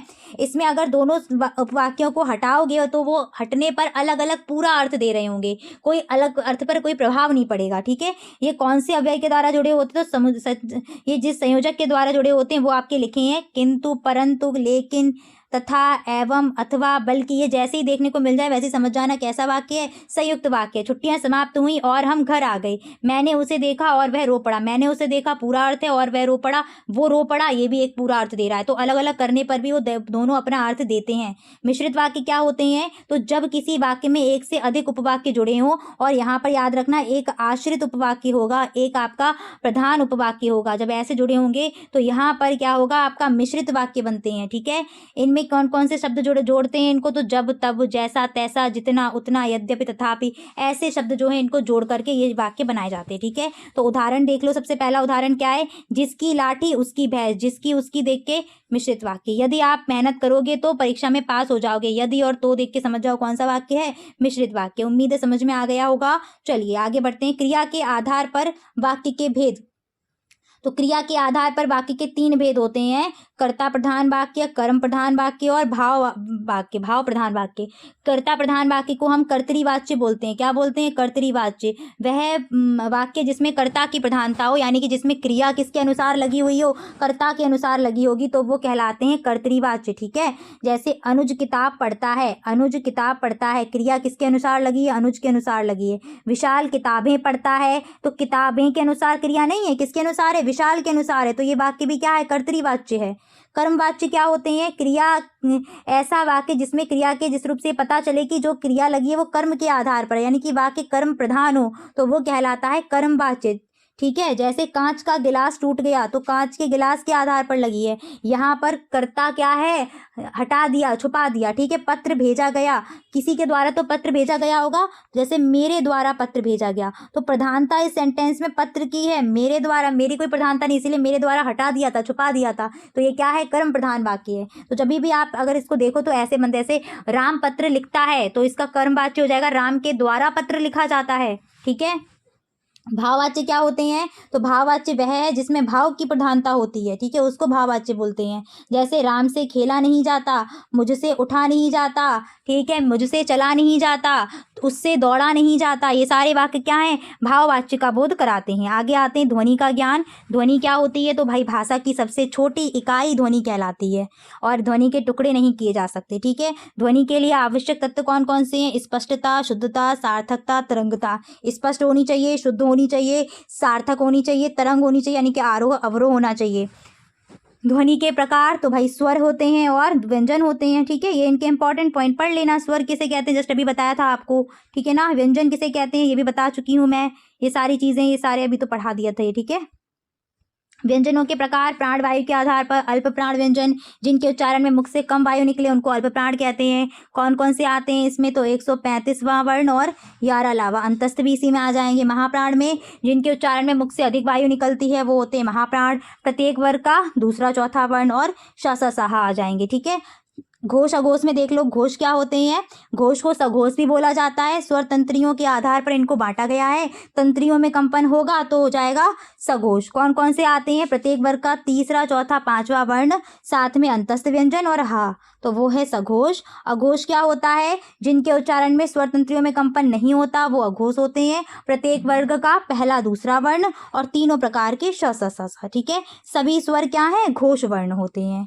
नेक्स्ट अंतस्थ व्यंजन कौन से, 4 हैं, 11 अलावा उसमें 4 हैं, श स स ह, ठीक है। संयुक्त व्यंजन भी 4 होते हैं, छत्र, ज्ञाश्रा, और ये कैसे मिलकर के बने हुए, ये बहुत इंपॉर्टेंट है, ठीक है। तो इसको देख लेना। आगे बढ़ते हैं। संयुक्त स्वर। संयुक्त स्वर क्या होते हैं, तो 2 स्वरों के मेल से बने स्वर को संयुक्त स्वर कहते हैं। आ और ई के मेल से बना है ए, आ और ए के मेल से बना है ए, आ और ऊ के मेल से बनता है ओ, और आ और ओ के मेल से बनता है ओ, ठीक है। अनुस्वार किसे कहते हैं, अनुस्वार स्वर के बाद आते हैं जिनको बोलते समय केवल नाक से वायु निकलती है वो होते हैं अनुस्वार, और जिनको बोलने में वायु मुख व नासिका दोनों से बाहर निकलती है वो होते हैं अनुनासिक। अनुस्वार में बिंदु लगा के लिख सकते हो, अंग, रंग, अंक, तरंग, जंग, सब बोल के देखो कहाँ से निकल रही है, नासिका से निकल रही है। और अनुनासिक में देखो गाँव, माँ, चांद, कहाँ से आवाज आ रही है, नासिका मुख दोनों से आ रही है, तो ये अनुनासिक है। और प्रत्येक वर्ग का पंचम अक्षर भी क्या है, अनुनासिक है, ठीक है, प्रत्येक वर्ग के पंचम अक्षर।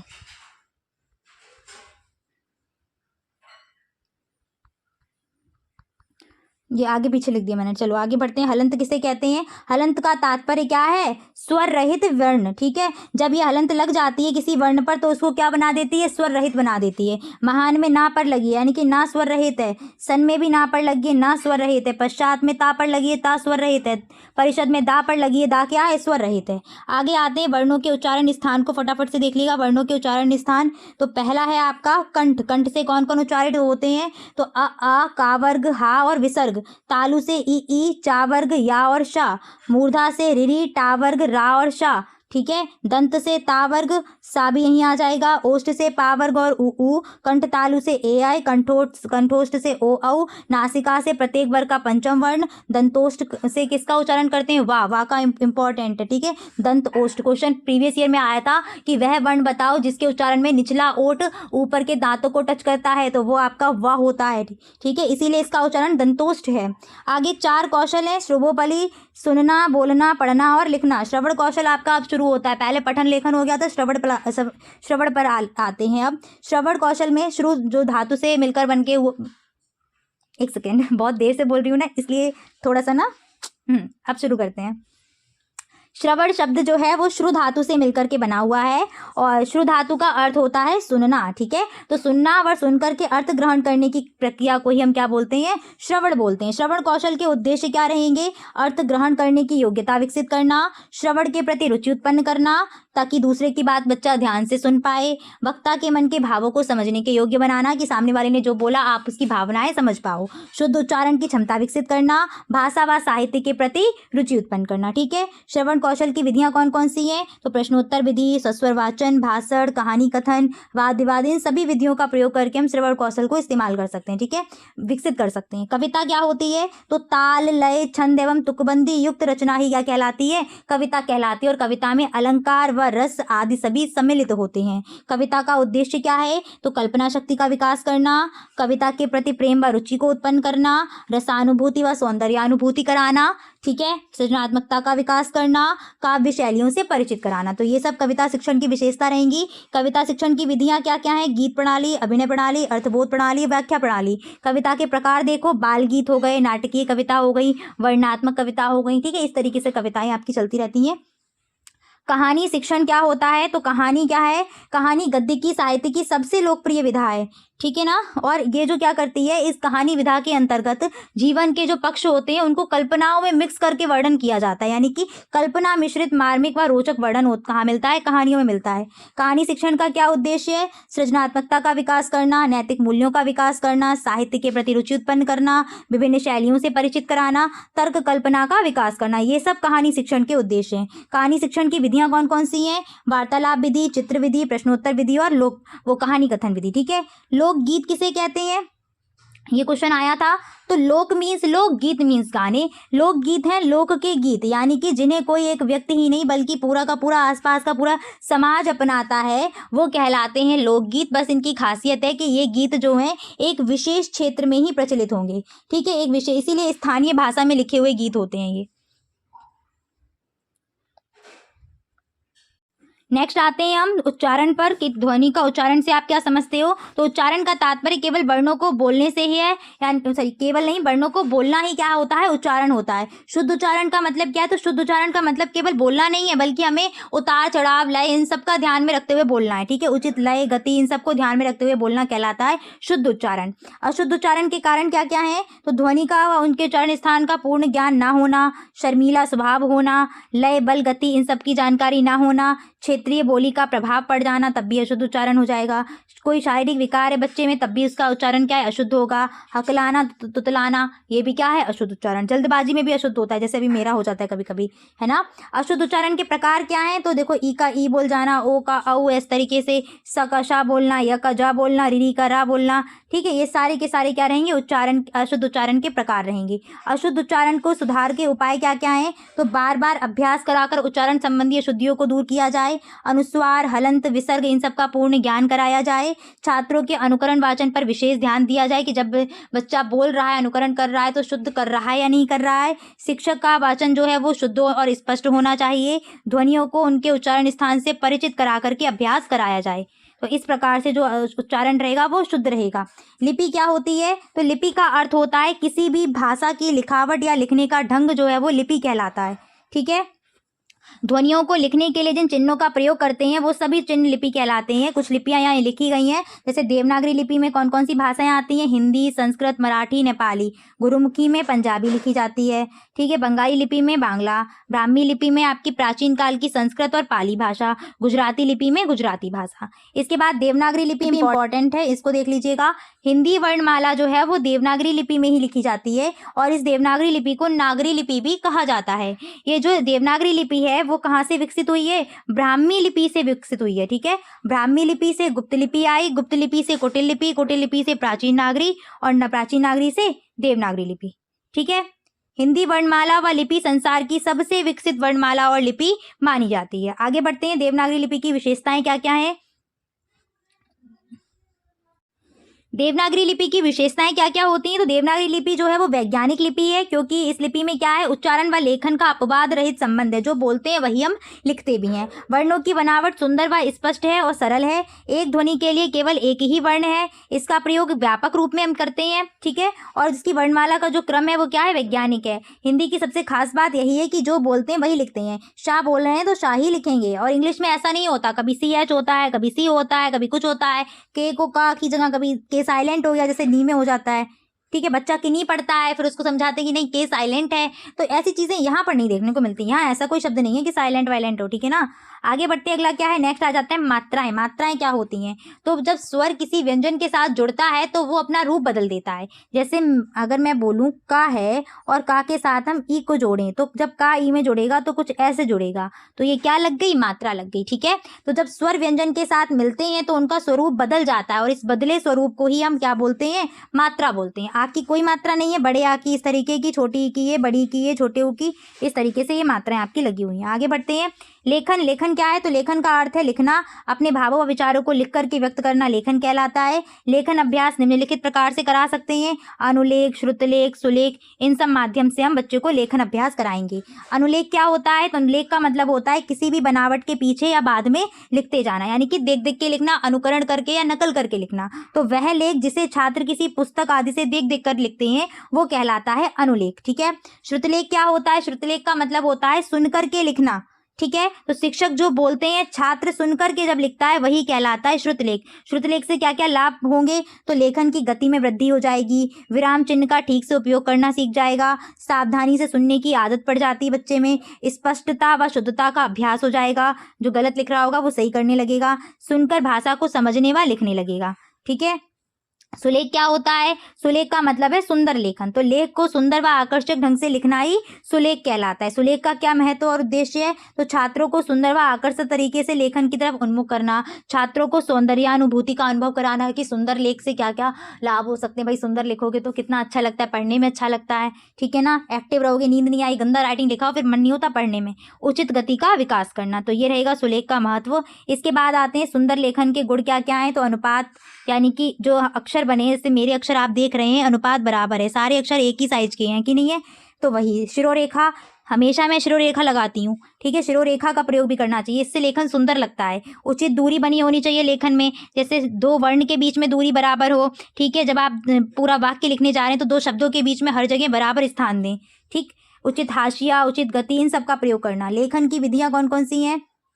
पहली विधि है अनुकरण विधि। अनुकरण विधि का मतलब है देख करके लिखना। तो शिक्षक श्याम पट पर लिख देते हैं और छात्र उसको देख करके वैसा का वैसा ही कॉपी पर उतार देते हैं, ये कहलाती है अनुकरण विधि। मांटेसरी विधि क्या थी? तो इन्होंने बताया था कि पहले गत्ते पर कुछ भी अक्षर बना दो और बच्चे से उंगली फेरने को कहे। जब बच्चा उंगली फेरना सीख जाए तो उस गत्ते में से उतने ही पार्ट काट दो। अब वो जो आ बनाया था या का बनाया था वो स्थान खाली हो जाएगा। फिर उस गत्ते को एक कागज पे रख के उस पर पेंसिल चलाइए, बच्चे से चलवाइए, तो फिर बच्चा क्या है वो आ लिखना सीख जाएगा। ऐसे एक स्केल भी आता आता है, छोटे पे बहुत यूज़ किया होगा, उसमें अक्षर बने हुए होते थे और पेंसिल घुमा के पेपर पे अक्षर को छापा करते थे हम लोग, वही वाला सेम है। ठीक है, पेस्टोलॉजी विधि क्या है, तो इन्होंने पहले खड़ी रेखाएं, पड़ी रेखाएं, सीधी रेखाएं, अर्धवृत्त ये सब बनाना सिखाने को बोला। उसके बाद उनको जोड़ जोड़ के अक्षर बनाना बोला कि जैसे ऐसे ऐसे, ये जब आप सिखा देंगे ना उसके बाद लाइन्स, ये सब चीज़ें, तो इनके बाद फिर हम बच्चों को अक्षर सिखाएंगे। लेखन वर्तनी संबंधी अशुद्धियों के कारण क्या क्या हैं, तो देख लीजिएगा। कारण असावधानी, अशुद्ध उच्चारण, गलत उच्चारण होगा तो बच्चा गलत ही लिखता है, अक्षरों व मात्राओं का ज्ञान न होना, क्षेत्रीय भाषा का प्रभाव, अनुस्वार व अनुनासिक का ज्ञान न होना, ये सब अशुद्धियों के कारण है। ठीक है, उच्चारण स्थानों का ज्ञान ना होना, तो लेखन संबंधी अशुद्धियाँ इसी तरीके से होती हैं। और अगर आपसे आ जाए कि बोलने में अशुद्धि, वाचन संबंधी, तो वो उनके कारण भी यही रहते हैं कि उन्हें ज्ञान नहीं होगा अगर स्थान का कि कहाँ से कौन सा वर्ण बोलना है, तो वो गलती करेंगे ही करेंगे। लेखन संबंधी अशुद्धि दूर करने के उपाय क्या क्या है, तो शुद्ध उच्चारण का अभ्यास कराना, व्याकरण नियमों का ज्ञान कराना, सुलेख, श्रुतलेख, अनुलेख के द्वारा अनुस्वार व अनुनासिक को स्पष्ट करना। तो इन सब का जब आप ज्ञान करा देंगे तो बच्चा कहीं ना कहीं शुद्ध लिखना सीख जाएगा। ठीक है, आगे बढ़ते हैं। इसके बाद आपके विलोम, समानार्थी, तुकांत व अतुकांत शब्द आ जाते हैं। तो मुझे लगता नहीं कि मुझे बताना पड़ेगा, ये तो सब आप चाहें तो। विलोम की डेफिनेशन तो वही है कि विपरीत अर्थ देने वालों को क्या बोलते हैं, विलोम शब्द बोलते हैं। अनुकूल का प्रतिकूल, न्याय का अन्याय, सदाचारी का दुराचारी, सौभाग्य का दुर्भाग्य, जड़ का चेतन, कृत्रिम का प्राकृतिक, एक का अनेक, कायर का विलोम वीर हो जाएगा, कोमल का कठोर, आदि का अंत, जागृत का सुसुप्त। पर्यायवाची की बात करें, बहुत बार क्वेश्चन आया हुआ है, बहुत इंपॉर्टेंट क्वेश्चन है ये। वे शब्द जो समान अर्थ देते हैं क्या कहलाते हैं, समानार्थी। तो यहाँ मैंने कुछ पर्यायवाची लिखे थे, आकाश का नभ, अंबर, आसमान, गगन, अग्नि का आग, अनल, पावक, दहन, अश्व का घोड़ा, तुरंग, घोटक, हय, अमृत का अमीय, सुधा, पीयूष, सोम, पृथ्वी का भू, जरा, धरती, भूमि, सूर्य का सूरज, रवि, दिनकर, दिवाकर, मेघ का बादल, जलद, नीरद, बारिश। तो इनको बस एक बार पढ़ लेना, काम हो जाएगा। ठीक है, तुकांत शब्द वे शब्द जो जिनका अंत किस पे होता है, किसी ना किसी तुक पे अंत होगा, वो तुकांत होंगे। जैसे काम धाम, खोया पाया, यहाँ वहाँ, शाम नाम, रोटी वोटी। तुक पे अंत नहीं होता है वो अतुकांत कहलाते हैं। तुकहीन शब्दों को अतुकांत शब्द कहते हैं। समान ध्वनि वाले, जिनको सुनने में लगभग अर्थ समान लगे, सुनने में समान लगे, अर्थ में अलग अलग लगे, वो समश्रुति भिन्नार्थक होते हैं।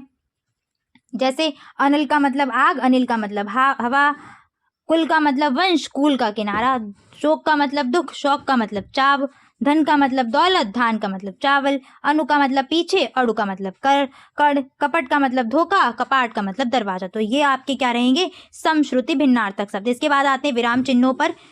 तो विराम चिन्ह का अर्थ होता है रुकना या ठहरना। वक्ता अपने भावों या विचारों को व्यक्त करते समय जहां जहां पर रुकता है, तो लिखने में उनको दिखाने के लिए जिन चिन्हों का प्रयोग करता है वो चिन्ह ही कहलाते हैं विराम चिन्ह। ठीक है, विराम चिन्ह देखो, पूर्ण विराम ये रहा, अल्प विराम कॉमा लगाएंगे, अर्ध विराम पहले बिंदी फिर कॉमा, अपूर्ण विराम विसर्ग की तरह रहता है, प्रश्नवाचक चिन्ह, फिर विस्मयादि बोधक, योजक चिन्ह, छोटा डैश और निदेशक चिन्ह, बड़ा डैश, इतना बड़ा भी नहीं थोड़ा बड़ा। ठीक है, और अवतरण चिन्ह होता है आपका इन्वर्टेड कॉमा, सिंगल भी होता है, डबल भी चलता है। विवरण चिन्ह आपका 2 बिंदी 1 डैश। उसके बाद लाघव चिन्ह शॉर्ट के लिए प्रयोग करते हैं। लोप चिन्ह तृतीय पूरक होता है, यानी कि जब गलती हो जाए तब इसका यूज करेंगे। कोष्टक 3 प्रकार के हैं आपके, बड़ा, छोटा, मंझला। ठीक है, और समानता सूचक तो बराबर का निशान है। इतिश्री होता है रचना खत्म होने पर। यह क्वेश्चन पूछा गया था कि इतिश्री का प्रयोग कब करते हैं, रचना की समाप्ति पर।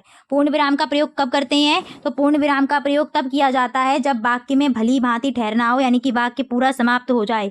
मैं पुस्तक पढ़ता हूँ, वाक्य खत्म, तो पूर्ण विराम लगा दिया। अल्प विराम जब वाक्य में बहुत कम समय के लिए ठहरना हो तो वहां पर प्रयोग करते हैं अल्प विराम का, जैसे 1 के बाद कॉमा, 2 के बाद कॉमा, राम के बाद कॉमा, ठीक है, मोहन के बाद कॉमा। प्रश्नवाचक चिन्ह, तो जिन वाक्यों में कोई प्रश्न पूछा जाए उनके अंत में प्रश्नवाचक चिन्ह का प्रयोग करते हैं। तुम क्या कर रहे हो, क्वेश्चन मार्क, तुम कहाँ जा रहे, क्वेश्चन मार्क। अर्धविराम जब वाक्य में अल्प विराम से अधिक और पूर्ण विराम से कम समय के लिए रुकना हो तो वहां हम अर्धविराम का प्रयोग करते हैं, और 2 उपवाक्य को जोड़ने के लिए भी। अब खूब परिश्रम करो, परीक्षा निकट है, तो यहाँ अर्धविराम जोड़ा जाएगा। विस्मयादि बोधक जब वाक्य में हर्ष, शोक, भय, चिंता इन सब भावों को प्रकट करना हो तो विस्मयादि बोधक चिन्ह का प्रयोग किया जाता है, जैसे वह कितना अच्छा गीत गाया। ठीक है, योजक चिन्ह का प्रयोग करते हैं समास युक्त वाक्यों में करते हैं, जैसे धीरे धीरे के बीच में, माता पिता के बीच में, पाप पुण्य के बीच में। निदेशक चिन्ह पूछा गया था भाई निदेशक चिन्ह का प्रयोग करते हैं। निदेशक चिन्ह का ये सिंबल पूछा गया था, ठीक है। सिंबल सभी के देख लेना कैसे लगाए जाते हैं। तो निदेशक चिन्ह का प्रयोग करते हैं उपशीर्षक के बाद में, या कभी हम एक्सप्लेनेशन देने जा रहे हैं तो हम चाहें तो विवरण चिन्ह लगाएं, नहीं तो निदेशक चिन्ह भी लगाते हैं। जैसे जैसे के बाद लगाया है, माँ ने कहा इसके बाद लगेगा, भाषा का महत्व इसके बाद, इस तरीके से। विवरण चिन्ह का मतलब है किसी भी बात को समझाने के लिए, यानी कि हमें व्याख्या करनी हो तब हम इसका प्रयोग करेंगे, ठीक है ना, तब इसका प्रयोग करते हैं। हेडिंग डालने के बाद हमेशा विवरण चिन्ह ही लगाते, जैसे मैं देखो हर जगह लगाती हूँ, ठीक है। लाघव चिन्ह क्या होता है, किसी स्थान वस्तु व्यक्ति की शॉर्ट में आपको लिखना है। जैसे उत्तर प्रदेश को आप पूरा उत्तर प्रदेश ना लिखना चाहें तो शॉर्ट में क्या लिखेंगे, ऊ के आगे बिंदी और प्रा के आगे बिंदी। तो उत्तर प्रदेश, मध्य प्रदेश, डॉक्टर, सब में क्या लगा दिया, लाघव चिन्ह। लोप या हंस पद चिन्ह क्या होता है, तो इसको त्रुटिपूरक चिन्ह भी बोलते हैं। जब गलती हो जाती है तब हम इसका प्रयोग करते हैं। तो जहां पर जो शब्द छूट जाता है उसी को हम वहां ये चिन्ह लगा करके ऊपर लिख देते हैं। जैसे मैंने लिखा था यहाँ पर कि वह प्रतिदिन विद्यालय जाता है, तो विद्यालय छूट गया, छूटा तो नहीं था, मैंने जानबूझ के छोड़ा था ताकि मैं इस चिन्ह को दिखा सकूं, इसलिए मैंने इसको छोड़ के ऊपर ये लगा दिया, ठीक है ना। अवतरण चिन्ह क्या होता है, किसी शब्द की विशिष्टता को बताने के लिए हम अवतरण चिन्ह का प्रयोग करते हैं, ठीक है। या किसी ने कोई बात कही तो उसकी बात को हमें ज्यों का त्यों बताना हो तब हम अवतरण चिन्ह का प्रयोग करेंगे। किसी पुस्तक का लेखक का नाम दिखाना हो तब भी इसका प्रयोग करते हैं। निराला हिंदी के महाकवि हैं तो निराला में लगा दिया। माँ ने कहा तुम बाजार जाओगे, माँ की बात जैसे कि तैसी बताने के लिए हमने क्या किया, अवतरण चिन्ह का प्रयोग किया। अवतरण चिन्ह का दूसरा नाम है उद्धरण चिन्ह। तो दोनों सेम ही हैं, दो प्रकार के होते हैं, सिंगल और डबल। यहाँ पर आपका जो है वो समाप्त होता है भाई। सभी को ऑल द बेस्ट, अच्छे से पेपर कर करके आइएगा। बहुत परेशान थे आप लोग इस क्लास के लिए, अपने दोस्तों को शेयर कर देना ताकि सभी का कल्याण हो जाए। और जितने परेशान थे, मुझे लगता है ये क्लास देखने के बाद लग रहा होगा कि अरे फालतू में ही परेशान थे, ये तो सारा कुछ हमें आ रहा था, सारा कुछ पढ़ा हुआ था। सबको ऑल द बेस्ट और 4th सेमेस्टर भाई सबका अच्छे से क्लियर हो जाए, जरूर आओ, ठीक है। Thanks for watching and please like share and subscribe my channel. Bye, take care.